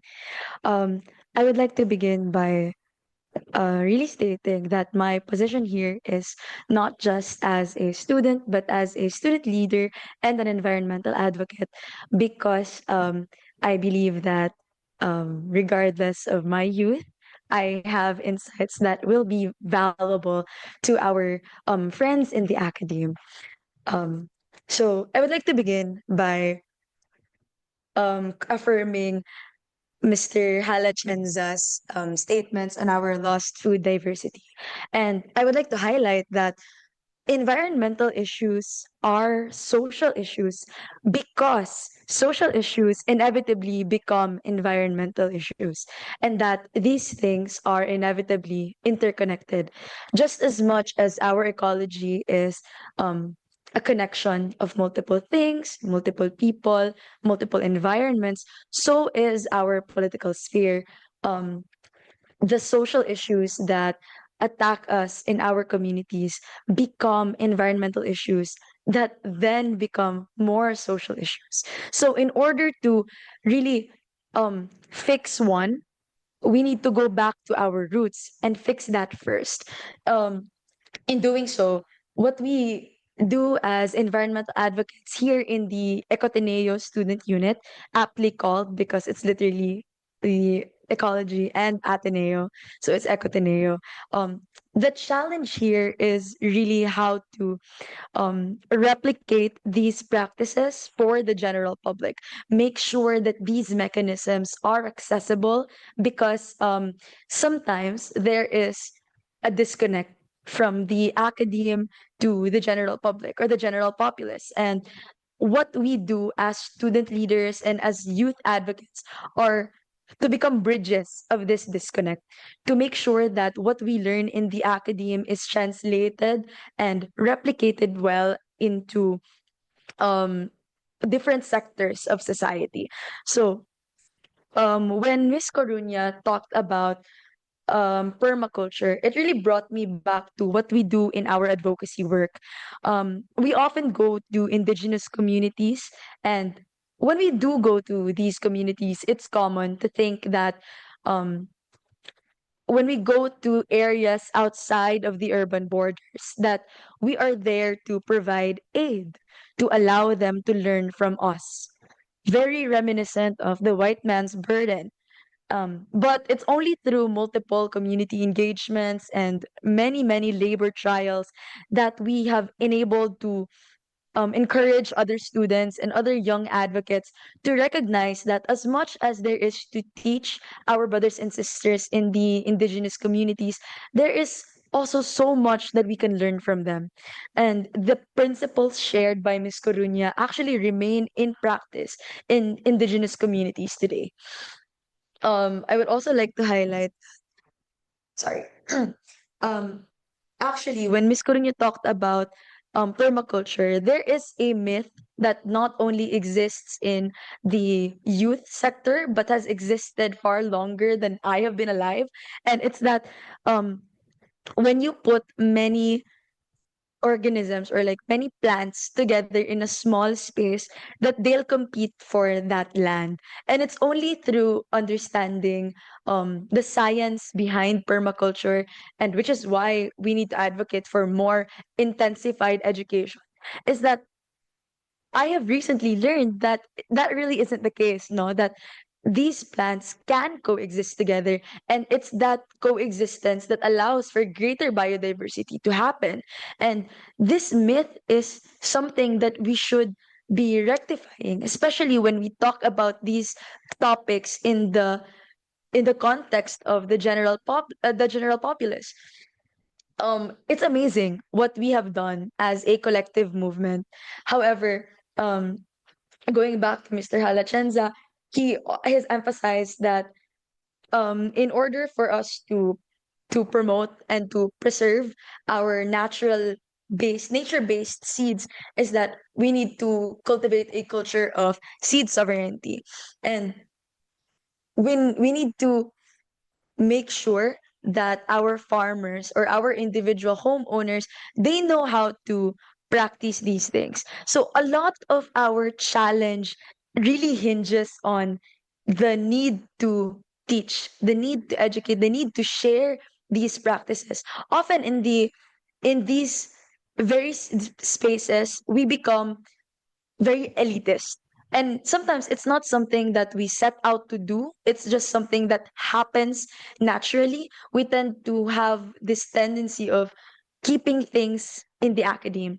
And the challenge is to not just share these with the other academics, share this with um peers that we already know, but to create platforms for education, for awareness sharing, so that other people can take part in these changes.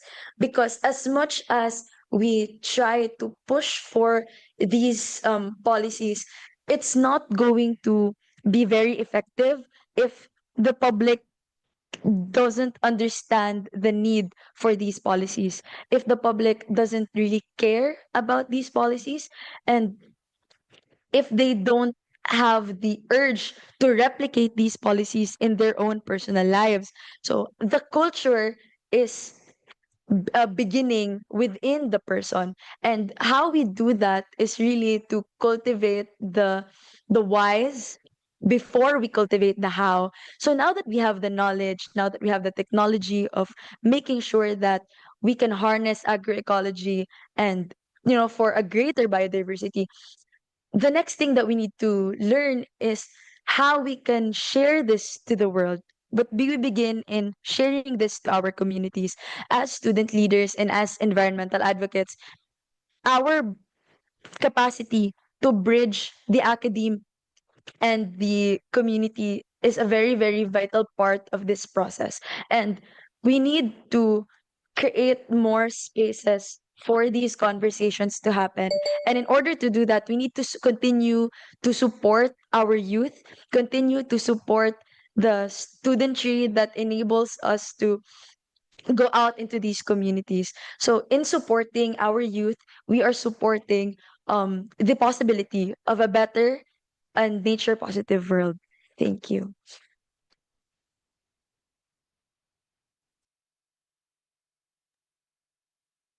Thank you so much, Joe Gold, for sharing your insights. So, as promised by her bio note, it was linking what we learned on sustainable food cultures to experiences of being a student leader, as well as linking it to engaging with communities and other stakeholders. So thank you so much for sharing your insights. Okay, now we move to the open forum. At this point, we would like to invite our in the chat. Feel free to type in your question. We invite everyone to type in their questions in the chat, or of course, feel free to raise your hand if you would like to unmute and to raise your questions to all or any of the speakers. Feel free also to direct your questions to a particular speaker, or maybe to even to the reactors if you find any point that they shared earlier that you find interesting, open for discussion. Okay, so there's some questions which were pre-sent in the registration and some which were sent via private message. So perhaps we shall begin. So let's just start with a warm up for our speakers, no? For Dr. Gonsalves, Ms. Coruña, and Mr. Atienza. So the question is, how can you, it's a storytelling actually. Now, what prompted you to start this journey as a champion for sustainable food systems, for regenerative agriculture, food forest and permaculture, and seed banking? So, like, what started this interest in your journey on this path? Perhaps we can begin with Dr. Gonsalves. Yes, sure. Thanks a lot for that question. And thanks to the other speakers, I learned a lot. I've been taking notes from reactors and the other presenters. Yeah, in my case, the interest was from looking at the degradation of our ecosystems, the excessive use of chemicals, and the fact that we were not questioning, and we still don't question the issues of pesticide residues, herbicide residues. It's something like it's a taboo, and over the years, the degradation that has taken place, and including biodiversity, which was of early interest to us. So the whole issue of degradation of ecosystems isn't in the last few years. It's been going on for a long time. Some of the other speakers alluded to it. So the second comment I'd like to make is about food, nutrition, and issues of malnutrition, which is an important to the work we do. And I refer to our work with the Department of Education, Culture and Sports, Education rather. You can see I've been working with the DEPED for a long time, and that I used the old term for DEPED, yeah. And so the issues of malnutrition have not gone. And so we're interested also in nutrition sensitive agriculture. And that's one reason why we continue to do what we do. I don't want to take too much time, but quickly make a comment that the health of a soil also determines the quality of the produce we eat. Nutrient content of vegetables also uh, affects the quality of vegetables and fruits. And also to comment about measurement of physical chemical properties. I didn't want to make this presentation too technical, but we have actually measured carbon and we have measured these properties and some of the soil life, not all of them, because it's quite an expensive process and we couldn't afford it. But we do have data this year, also done with KAVSU, in the coffee system as well as in the garden system. The reason we did that is to provide evidence. Without evidence, people don't believe us, because the general community in the Philippines and globally now accepts everything that we are saying. All the speakers have said, compared to four decades ago when we started work here in the Philippines. I think there's a much more wider understanding. So now it's the question of how do you operationalize? It's all about action and financing to make these things happen. Okay, over. Thank you. Thank you, Dr. Gonzalez. Next up, Ms. Coruña. For me, I've always been interested in social innovation. That's where it started. That's why I started working with Ashoka many years ago, and that's all about systems change, right? And then what led me to permaculture were two places and two people. So the first place is Bacolod. So I grew up in Manila actually. So city living, and I wasn't really outdoors much. But when I moved to Bacolod, there was so much greenery and that started it, right? And then we lived in Japan for a while and I observed elderly people, going out every morning tending to their gardens. So I found that very amazing. And then the two people would be my two children. You know, if we're going to change something now, like if we're going to apply social innovation now to something specific, thinking about my children, I know that I would want to apply that to nature, with the challenges that the climate crisis brings, right? So there, that's what led me to it. I have two other questions on the chat. Do I answer that later na lang or? Sure, feel free to address them now. Okay, so someone, I think Miss Anita, asked about Gubataan. So I'm happy to send information about Gubataan to via email to anyone who's interested. So if maybe they can send me their email addresses over chat. And then Miss Nerissa also asked, I am just curious how you get to identify the different plants that flourish in your food forest, and how did you get to learn which plants would go well with other plants?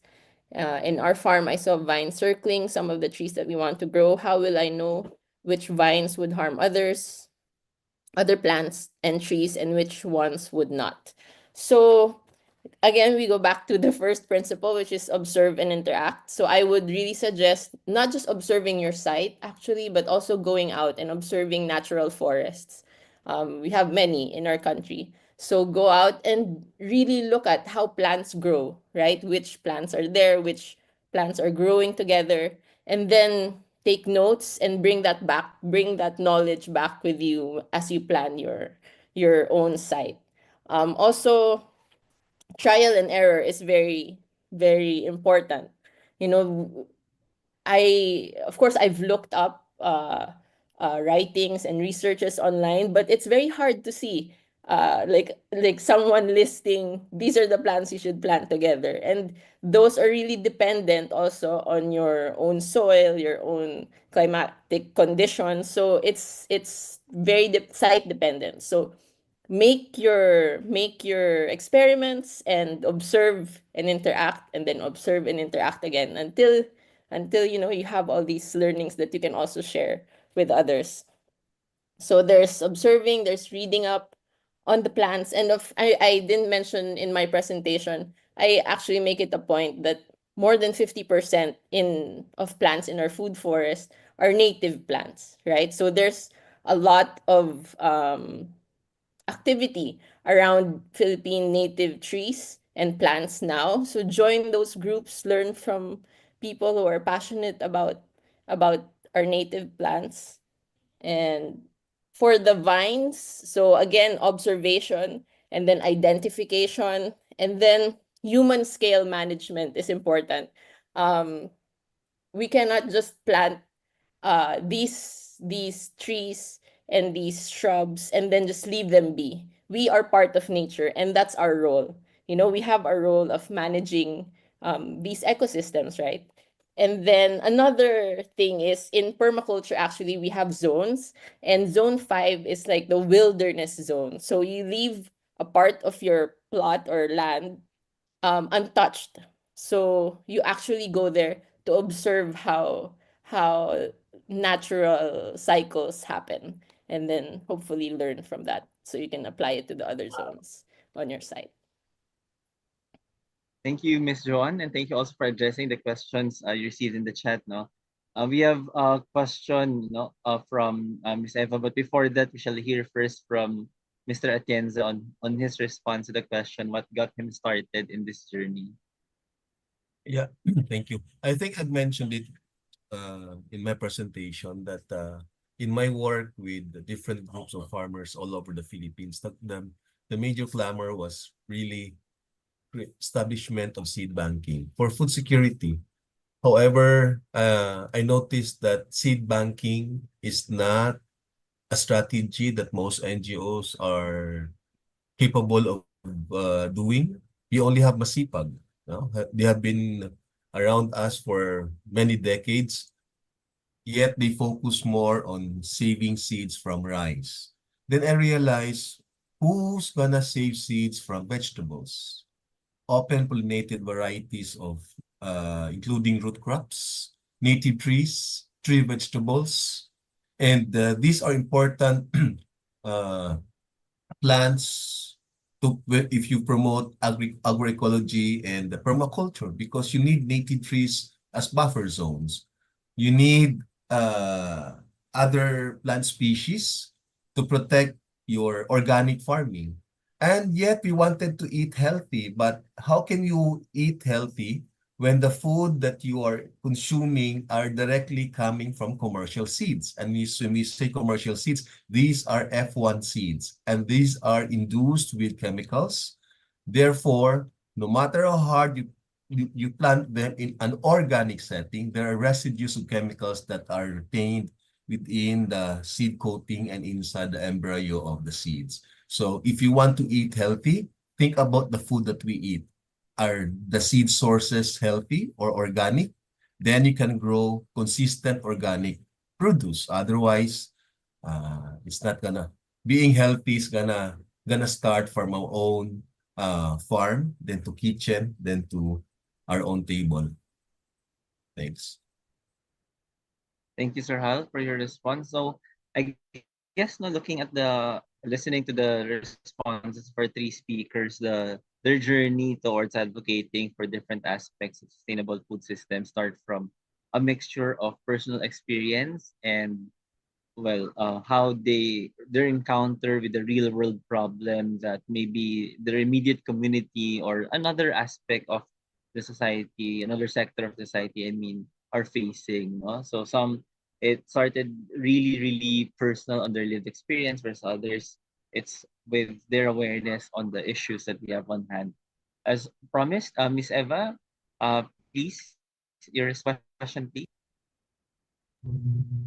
Hello, good afternoon po. Good afternoon. Narinig po ba ako? Yes, po. Good afternoon po to everyone, especially to our speakers. My concern here is this one. I am convinced that the challenge of food security or food insecurity belongs to everyone. And I'm very particular on the presentation of Miss Joanne, and maybe from the other speakers or from the other presenters, if they can share their own experience. But I find the presentation of Ma'am Joanne something that reflects value of patience, and it reflects the time requirement of the system or the permaculture concept, na nagre-require talaga siya ng time in order for her to like regain or revive, if not the original state of that piece of land, at least the most desirable state, or the picture of diversity. Miss Joanne, can you share with us? Because I'm very much uh, particular on the role of our station as uh, an institution to extend information to the various clientele and stakeholders of food security. If you can share with us, how long were you able to develop that place? And would you share with us any monetary returns that you have gained from that? Thank you. Thank you, Miss Eva, for your question. And I think it's also a bit related to Tina's question on the chat. Uh, so I can also answer it in one go. So a major challenge is the transition. This is Tina's question. A major challenge is the transition for our farmers to move into permaculture or regenerative or organic farming, given that it takes considerable time, resources, and risk of loss of income, and that this becomes a major constraint in their move to more agroecological farming practices. So, what may be ways to move forward? So, from my own personal experience, from the bare piece of land, in within a year, there were already plants that we could harvest, right? But I think it's important to understand that if you're growing a food forest, there will be different stages wherein this is the amount of sunlight that your land receives, right? And then different plants will thrive in that condition. And then once those plants have matured, then another set of plants, uh, you can grow another set of different kinds of plants, right? So it's really almost mimicking the succession of natural forests, right? So actually a good uh, I guess practice, or yeah, farming practice that you can look into is syntropic farming. So I'll put that in the chat. And this actually also falls within permaculture, since permaculture is a design framework, right, with these principles. So organic farming, syntropic farming, these are like specific methods that fall under the design framework of permaculture. So syntropic farming really teaches you how to fast track that process from bare land to a very productive system. And I think for our farmers, that is something that will be very helpful. For me personally as well, the reason that I reach out to change makers, as I mentioned in Canopy Cohorts, the newest program under Ecology of Change Making, is because I know that these change makers are the people on the ground, and they work with farmers, the people who grow their food, the people who experience food insecurity, and permaculture can be applied very specifically to their situation, right? With consideration to the resource constraints, the also the loss of income that would inevitably come if you just change entirely, right, the system of a farming community. So there are sensitivities that have to be considered, and I personally believe that the change makers on the ground, if you equip them with knowledge from our other speakers and knowledge about permaculture, then they are in the best position to apply those for the good of their communities. Um, as with regards the income, I don't really sell. It's really for our family consumption and also for education purposes.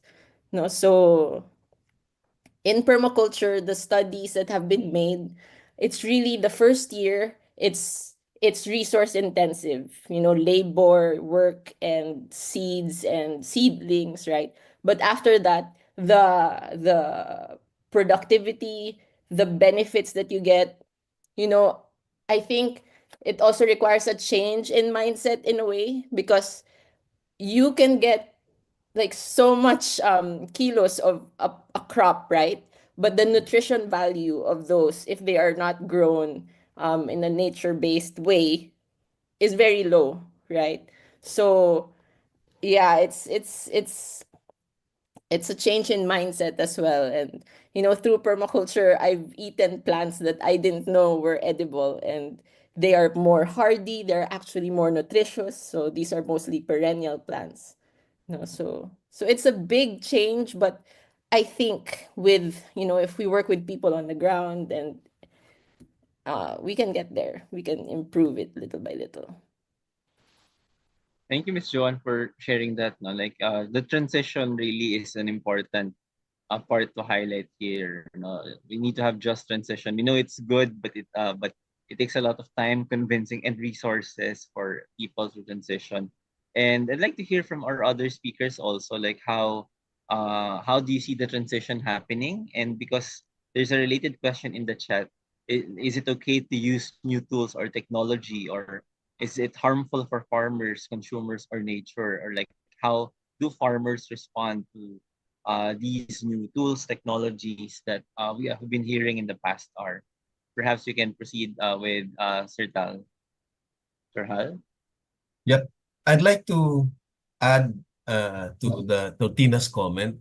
Like we all know that transitioning from conventional farming to organic farming is difficult because farming in itself is labor intensive, at the same time capital intensive. But I've seen a very good model from among LGUs, and one case that I would like to share is the city of Bayawan in Negros Oriental, wherein the LG is very much supportive to their advocacy on organic farming in their own city. I've seen farmers harvesting their own produce from their organic farms. Yes, they all agree that they tend to lessen their income from their produce during the first few years of their operation. But here is a local government unit who's willing to provide incentives. They give 50% additional incentive to farmers who are in the transition stage of developing their farm into organic. Like if the baseline shows that a farmer earns 10,000 from a number of hectares produce, but in their first harvest from transitioning to organic, they only earn 5,000. So the government provides half of that income as incentive to the farmers. So more and more farmers are now motivated or inspired to transition to organic farming. I think that's a good model that we can work on. And it's also congruent to the kind of seed saving that we wanted to promote for, because the 2 to 3 years transition from or conventional farming to organic farming, it has something to do with how do you dehybridize an F1 seed into its own natural state, because an F1 seed has the potential to become an organic seed. But it will take quite 5 to 7 harvests all in all, just to go back into its natural state. So you see, soil preparation, making sure that you have the soil health is also complementing the kind of seeds that you wanted to grow in your organic farm. Thank you. Thank you, Sir Hal, for sharing that. How about you, Dr. Gonzalez? Your comment on Now, transition? A very good question, the issue of transition. And I actually agree with Ma'am Joanne and Sir Hal about his comments. Actually, we tend to agree with most of what has been shared by the other speakers. Uh, One of the things that we do, we work with local government units and we work in Capiz, we work in Ginianga and Quezon, and also here in Cavite by Len. And our work is bio-intensive, which is school-based, small scale, the kind of 1,000 square meter idea presented earlier. But we also work on farms, and this is another ball game altogether. And so on the issue of farms, we're working with farmers who need income. They aren't into farming, and as you well know, farming isn't the most popular occupation in our rural areas. So the approach we use is one of transition from conventional to regenerative agriculture system, which means that you, over a period of time, you reduce your reliance on external inputs. You don't stop all of a sudden, and you gradually reduce. If you are using fertilizers, you can continue to use fertilizers. But in year two, reduce your chemical fertilizer. Herbicides are a no-no for us, zero.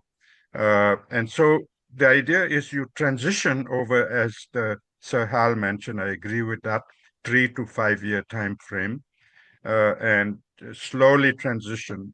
This is why we emphasize trees, because trees are a good way, and that relates also to permaculture concept.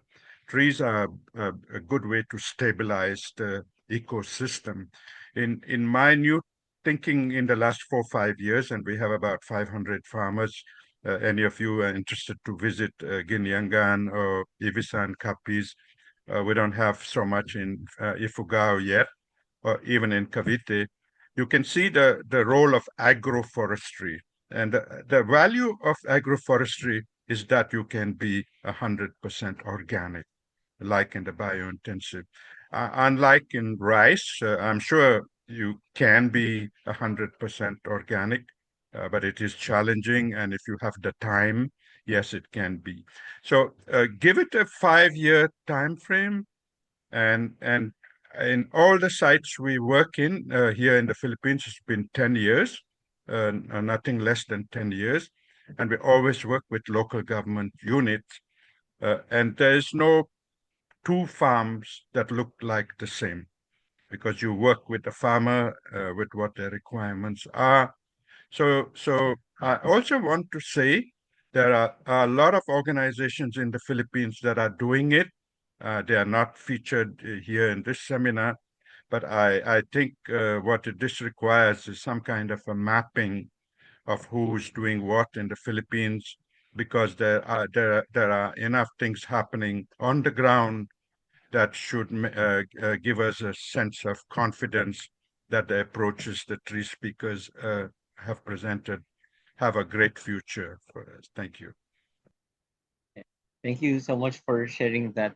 It's actually your last point, and it's very important also that we need to have a map of these initiatives on the ground. There's a lot, and we need to put spotlight on these initiatives as well. And perhaps our next question is related to that, because transition is important, but also communicating it to the greater public is very important. Essentially, we need the buyer, we need a stakeholder buy-in, and by stakeholders, we do not just mean the farmers or food producers, but local governments, local communities, individuals, maybe even enterprises and private sector to one extent. So the next question is revolves around mainstreaming what we have learned. So from your experience, how best, and this goes for everyone, for our three speakers, how best do we communicate regenerative agriculture, agroecology, permaculture, seed banking to the general community and the local communities? Anyone, Sir Hal? kindly I begin. can go. Yeah, I can go ahead. We have a strategy in Global Seed Savers, what we call the participatory seed governance, wherein we believe that seed saving is not just the role of the farmers, but we need the support of the local government units. We call it participatory seed governance because this is one aspect that not all LGUs believe in. The buy-ins is so difficult. In fact, from among the farmers, that's why we have this what we call the class session, community learning and awareness on seed sovereignty. People should be able to understand what seed sovereignty is all about and how seed sovereignty connects to food sovereignty. From among 100 farmers that I talk to or we orient with, we can only get around 20 people or 15 people who are interested to join our seed schools. Why? Because there is still this tendency for farmers to do shortcuts. They wanted to buy seeds. They're tired of saving seeds. And this is part of the indigenous cultural practices, knowledge systems of farmers that we need to bring back the kind of indigenous seed saving practices in our farming communities. Otherwise, we will all lose our food production. We will lose our food diversity. So food diversity starts from genetic seeds diversity. So for us to address food security, please take a look how important seed sovereignty issues are. Thank you. Thank you, Sir Hal. Perhaps we can proceed with Ms. Joanne. Your thoughts on mainstreaming? You already mentioned earlier having forest walks, no? So perhaps you can elaborate on other initiatives to mainstream activities. Yes, I think reaching out to our young people is very important because adults, it's possible but very busy with their own work, and but young people, if we reach out to schools, to organizations that work with young people, and that was really the thinking behind Gubataan, right? Like, teach them about permaculture and change making and how they can actually incorporate that into whatever field that they're interested into going into, right? So I think that's a good way. And our world now, it has its pros and cons, but you have people on social media like Localpedia, right? He has introduced so many of our native fruits and vegetables to such a wide audience, right? Maybe making the information more approachable and more accessible to people who might be very busy, but if you catch their attention, then inform them and then follow up with more substantial programs. Thank you. Thank you, Ms. Joanne. Dr. Gonsalves? Yes, I think the point that I made earlier about working with local governments and partnering with them in genuine ways, not as as recipients of training per se, but the idea of doing collaborative work. That's why we also emphasize consortia. We have a project on small-scale aquaculture, which involves 4 Philippine universities of 3 or 4 local governments. I see some of the staff attending this meeting. And so the idea is work with them and also share your money, share your financing from this particular project. 50% of the funds that IIR receive goes to the state universities and to a lesser extent, local government. I think we have relied too much on training as the mechanism for dissemination. I think it requires partnerships, collaboration on the ground, which I've referred to earlier as proof of concept. So you can see these things on the ground, and they are done on a reasonable scale. Otherwise, they may or may not fly. It is possible that pilots might have impact but the literature on scaling, and I invite you to read the literature on scaling, just generally on outscaling or upscaling, you will find that pilots don't fly. Pilot projects don't fly. And I know that's a sweeping statement, but the whole idea of how do you program for scaling involves government. I think government is a key player. And so if you want to mainstream it, you've got to work with government.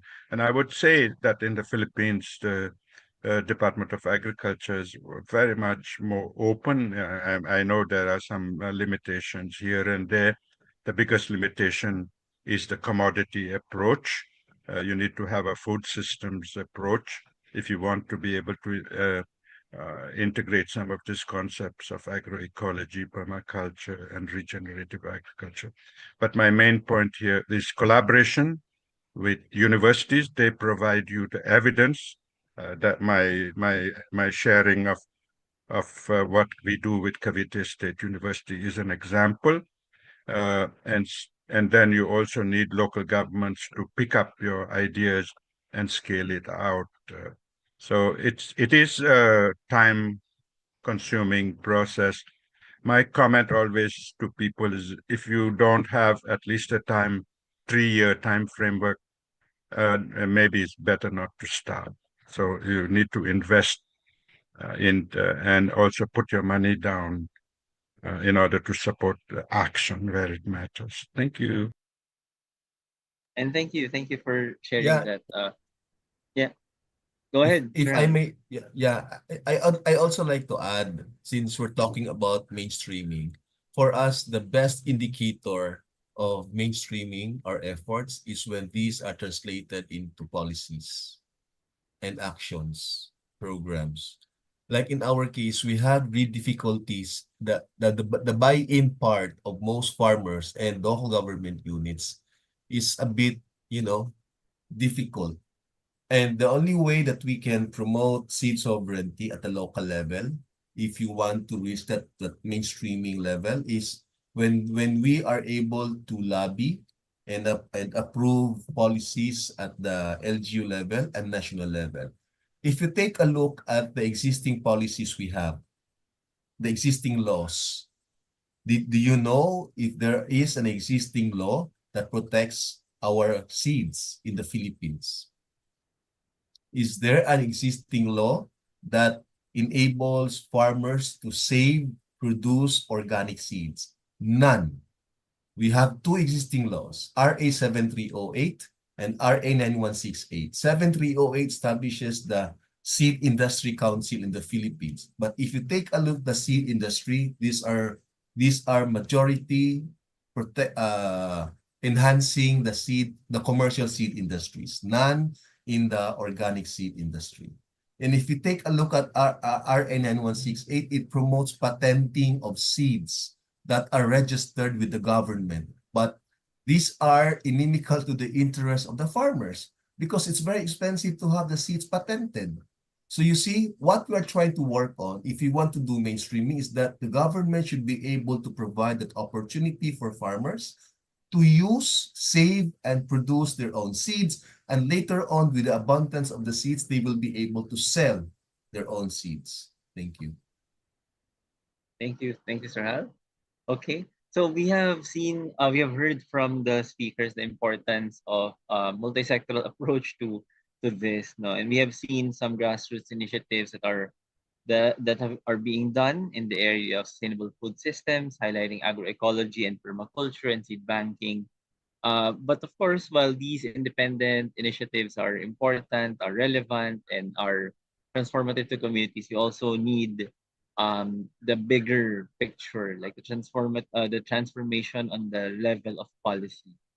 Because of course, as a society, we live in systems, and therefore we need to have a more systemic approach to these things. Any last words from our speakers before we wrap up the session? Okay, so Just a quick point about go ahead. smallholder farmers. 70% of our farmers here in the Philippines are smallholders. And the tendency is to think about them as inefficient. And so there is this tendency to promote consolidation of land that has failed in many other places. So the question of clustering them, maintaining the individuality of small farms, and providing support to the small farm, following any of the practices, a combination of practices that our speakers, Ma'am Anne and Sir Hal suggested, or myself. So the smaller the farm, the more intensive and more diversified it can be. The larger the farm, you have no choice but to become monocrop farms like in Texas or Iowa or some part in the US. So all our small farmers, 70% of them, they just need intensification and diversification and funding for that. And I think the case has to be made that smallholder farms are efficient, whatever we promoting, whatever they're doing. There are some risks from disasters, no question about it. And I'm now not referring to rice and lowland paddy. That's a more complex area of work. But most of the Philippines is upland and coastal, so there are a lot of opportunities there.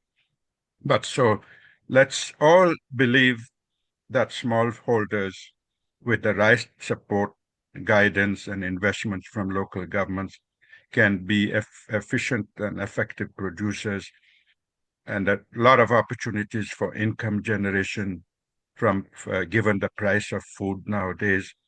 Farming should not be a risky proposition.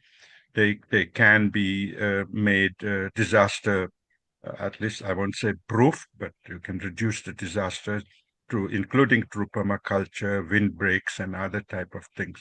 So I just want to make that point about the fact that smallholders still have relevance and potential. In any case, they produce most of the food in the world. Over. Thank you. Thank you. Thank you, Dr. Gonsalves. Any additional insights from our speakers? Yeah, I'd like to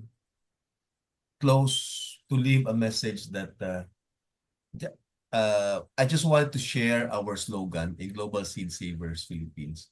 Save seeds, grow food, celebrate heritage. The reason why we are losing our food biodiversity is because we are no longer saving seeds. 90% of the farmers are buying seeds to grow food. So let's bring back that concept. Let's bring back the culture and indigenous knowledge system that farmers are able to save their own seeds so that they can grow healthy food. And in the process, we are able to find where are the lost diversity of seeds we had some centuries ago. Our role right now is to look for heirloom seeds, look for our heritage seeds, and once we're able to create that critical movement of seed savers in the Philippines, in 10, 15 years, we should be able to grow more food using our own heirloom varieties. Thank you. Thank you, Sir Hal. Ms. Joanne, any last insights to share? Yes, actually, I think I'd like to close by somewhat answering Mr. Aquila's question about, why do we consider the degradation of natural ecosystems and loss of biodiversity as externalities in our pursuit of economic growth? That's a whole like history there, right? Like the capitalist structure of how we live, its dominance over nature. That's what was seen as growth, right? But I think we are turning around because of the consequences of our actions and how everyone is feeling it. And it's really a change in mindset and behavior. It's not easy, to live a sustainable life. It means breaking away from what we were used to, what the conveniences of modern life. And yeah, things like permaculture can help guide us on how to correct our path, right? Thank you, Miss Joanne. This afternoon, we had three talks which were reacted by three reactors. In the talks, we explored resilient agriculture, seed banking, again, the big words, permaculture, participatory approaches, which were elucidated wonderfully by our speakers. What was highlighted were examples on how these, again, big words are being implemented in local context. Their success stories, they did not sugarcoat it. There were challenges along the way. And there's a need also to further mainstream it, upscale it, and to generate a wider support, especially from the government. Okay. And with this, with the talks that we heard, we gained insights on actionable steps towards sustainable systems, like practical guidance on implementing these techniques in the communities. So hopefully, no, our participants in this webinar were encouraged to be engaged in the development of local initiatives for their community, so that it can add to the inventory that can be done in the future. At this point, we would like to acknowledge our speakers and panel of reactors. So we would like to present the certificate and the citation.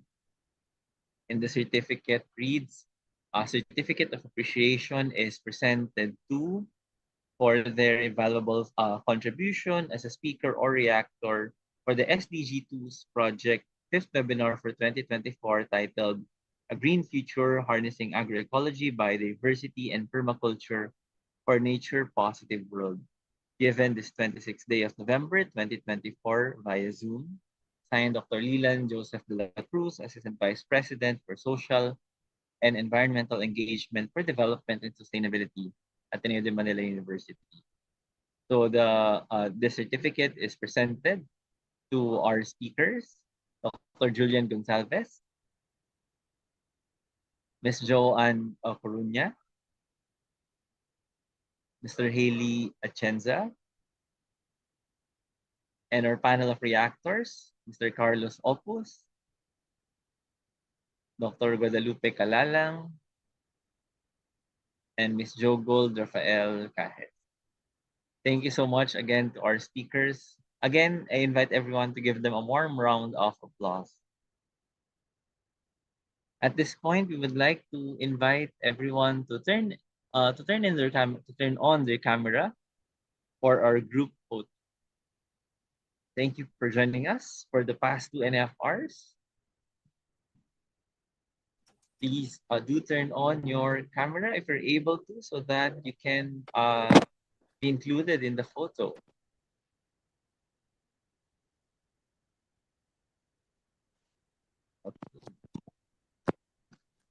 Okay, Doc Eman and everyone. Yeah. Hello. This is 6 pages, so please hold your smiles for 6 pages. We're taking the photo now. So taking the photo of page 1, smile. Page 2.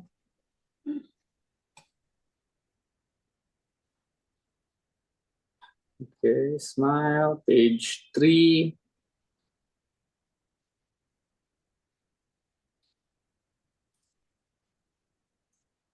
Page 4.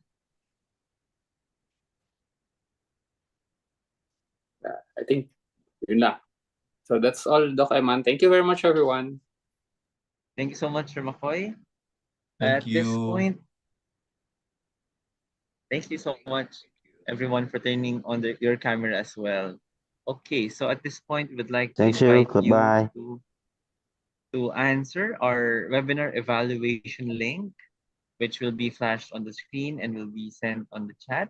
Okay, so please answer the evaluation link, especially because we will be there's a part wherein you can identify whether you want to be included in the mailing list of this group, so that you can be updated for the future activities. The resources that we'll get from our speakers, such as the links that were shared, now can be forwarded also through the email that you will input if you opt for that option.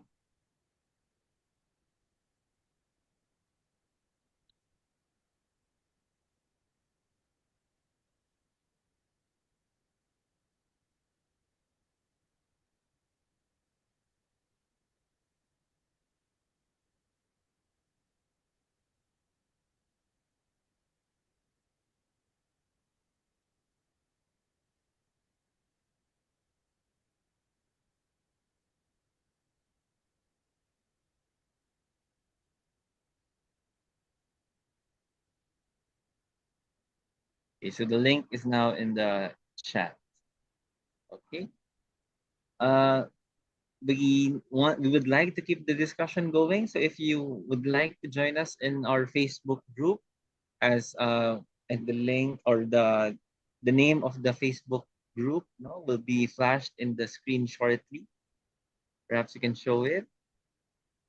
We have a Food Systems Dialogue Facebook group, and we hope that our participants here can join this Facebook group.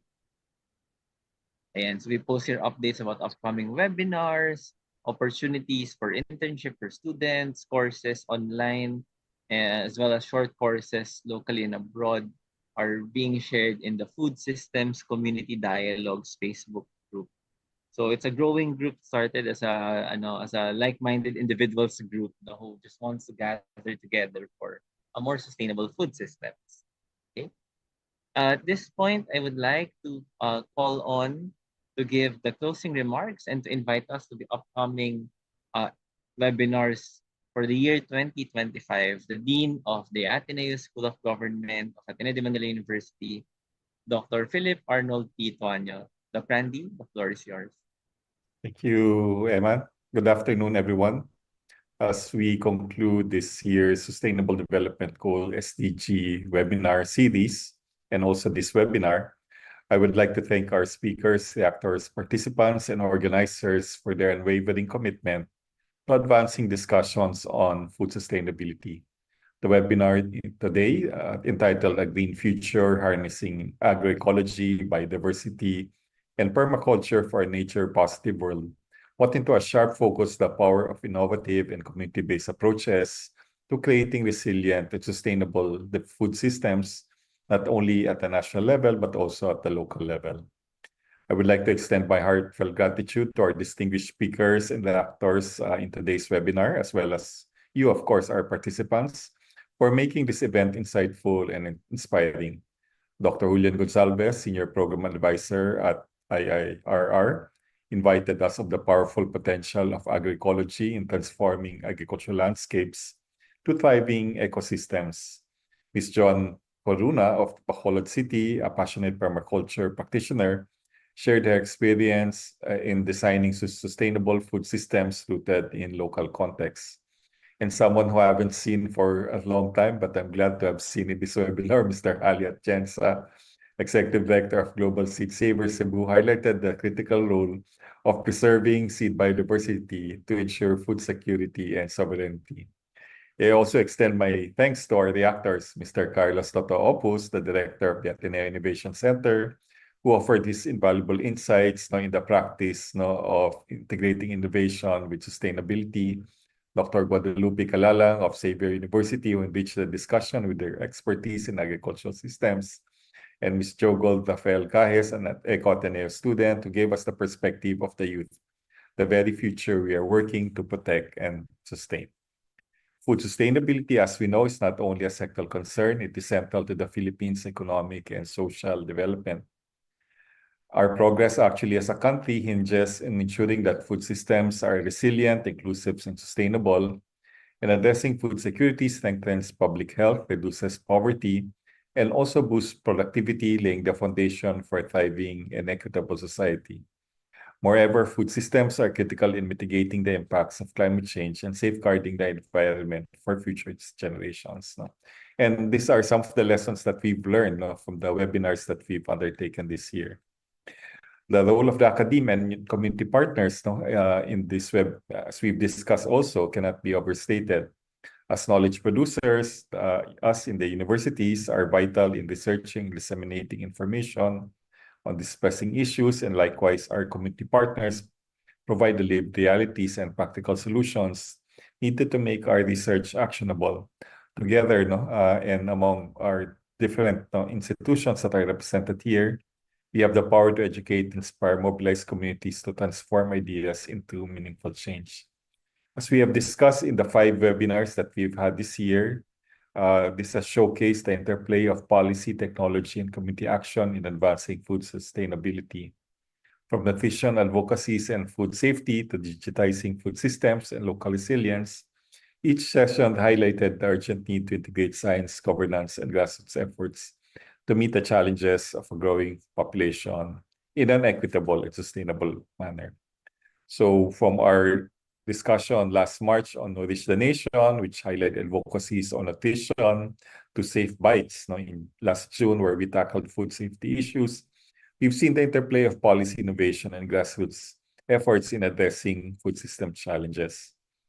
In our September webinar, Digitizing Food Systems, this illustrated the power of technology in bridging rural divides. While last October's Cultivating Resilience reminded us of the unique food security strategies emerging from Mindanao's communities. Today, we concluded on the importance of the principles of agroecology and permaculture that are focused on actionable steps for a nature-positive future. So as Eman informed us, now we're also looking ahead to 2025. So we hope that we can continue to highlight these critical themes, urban food systems, circular agriculture, and youth-led innovations, and move forward in terms of their policy and institutional implications. We aim to expand our partnerships and deepen our commitment to create a sustainable food future. So thank you for all those who have given us feedback in the chat.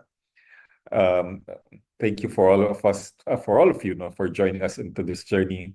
And may we continue to work together driven by the shared vision of a food secure and sustainable Philippines. Maraming salamat po. Thank you, Doc Randy. And thank you, everyone, once again for joining us for this session. Have a blessed afternoon. Thank you. Maraming salamat. Bye-bye. Thank you. Thank you and goodbye, you. everyone. Thank you. Nice seeing you in the webinar. Bye. Basta tayo nagkita ng PhilSAP.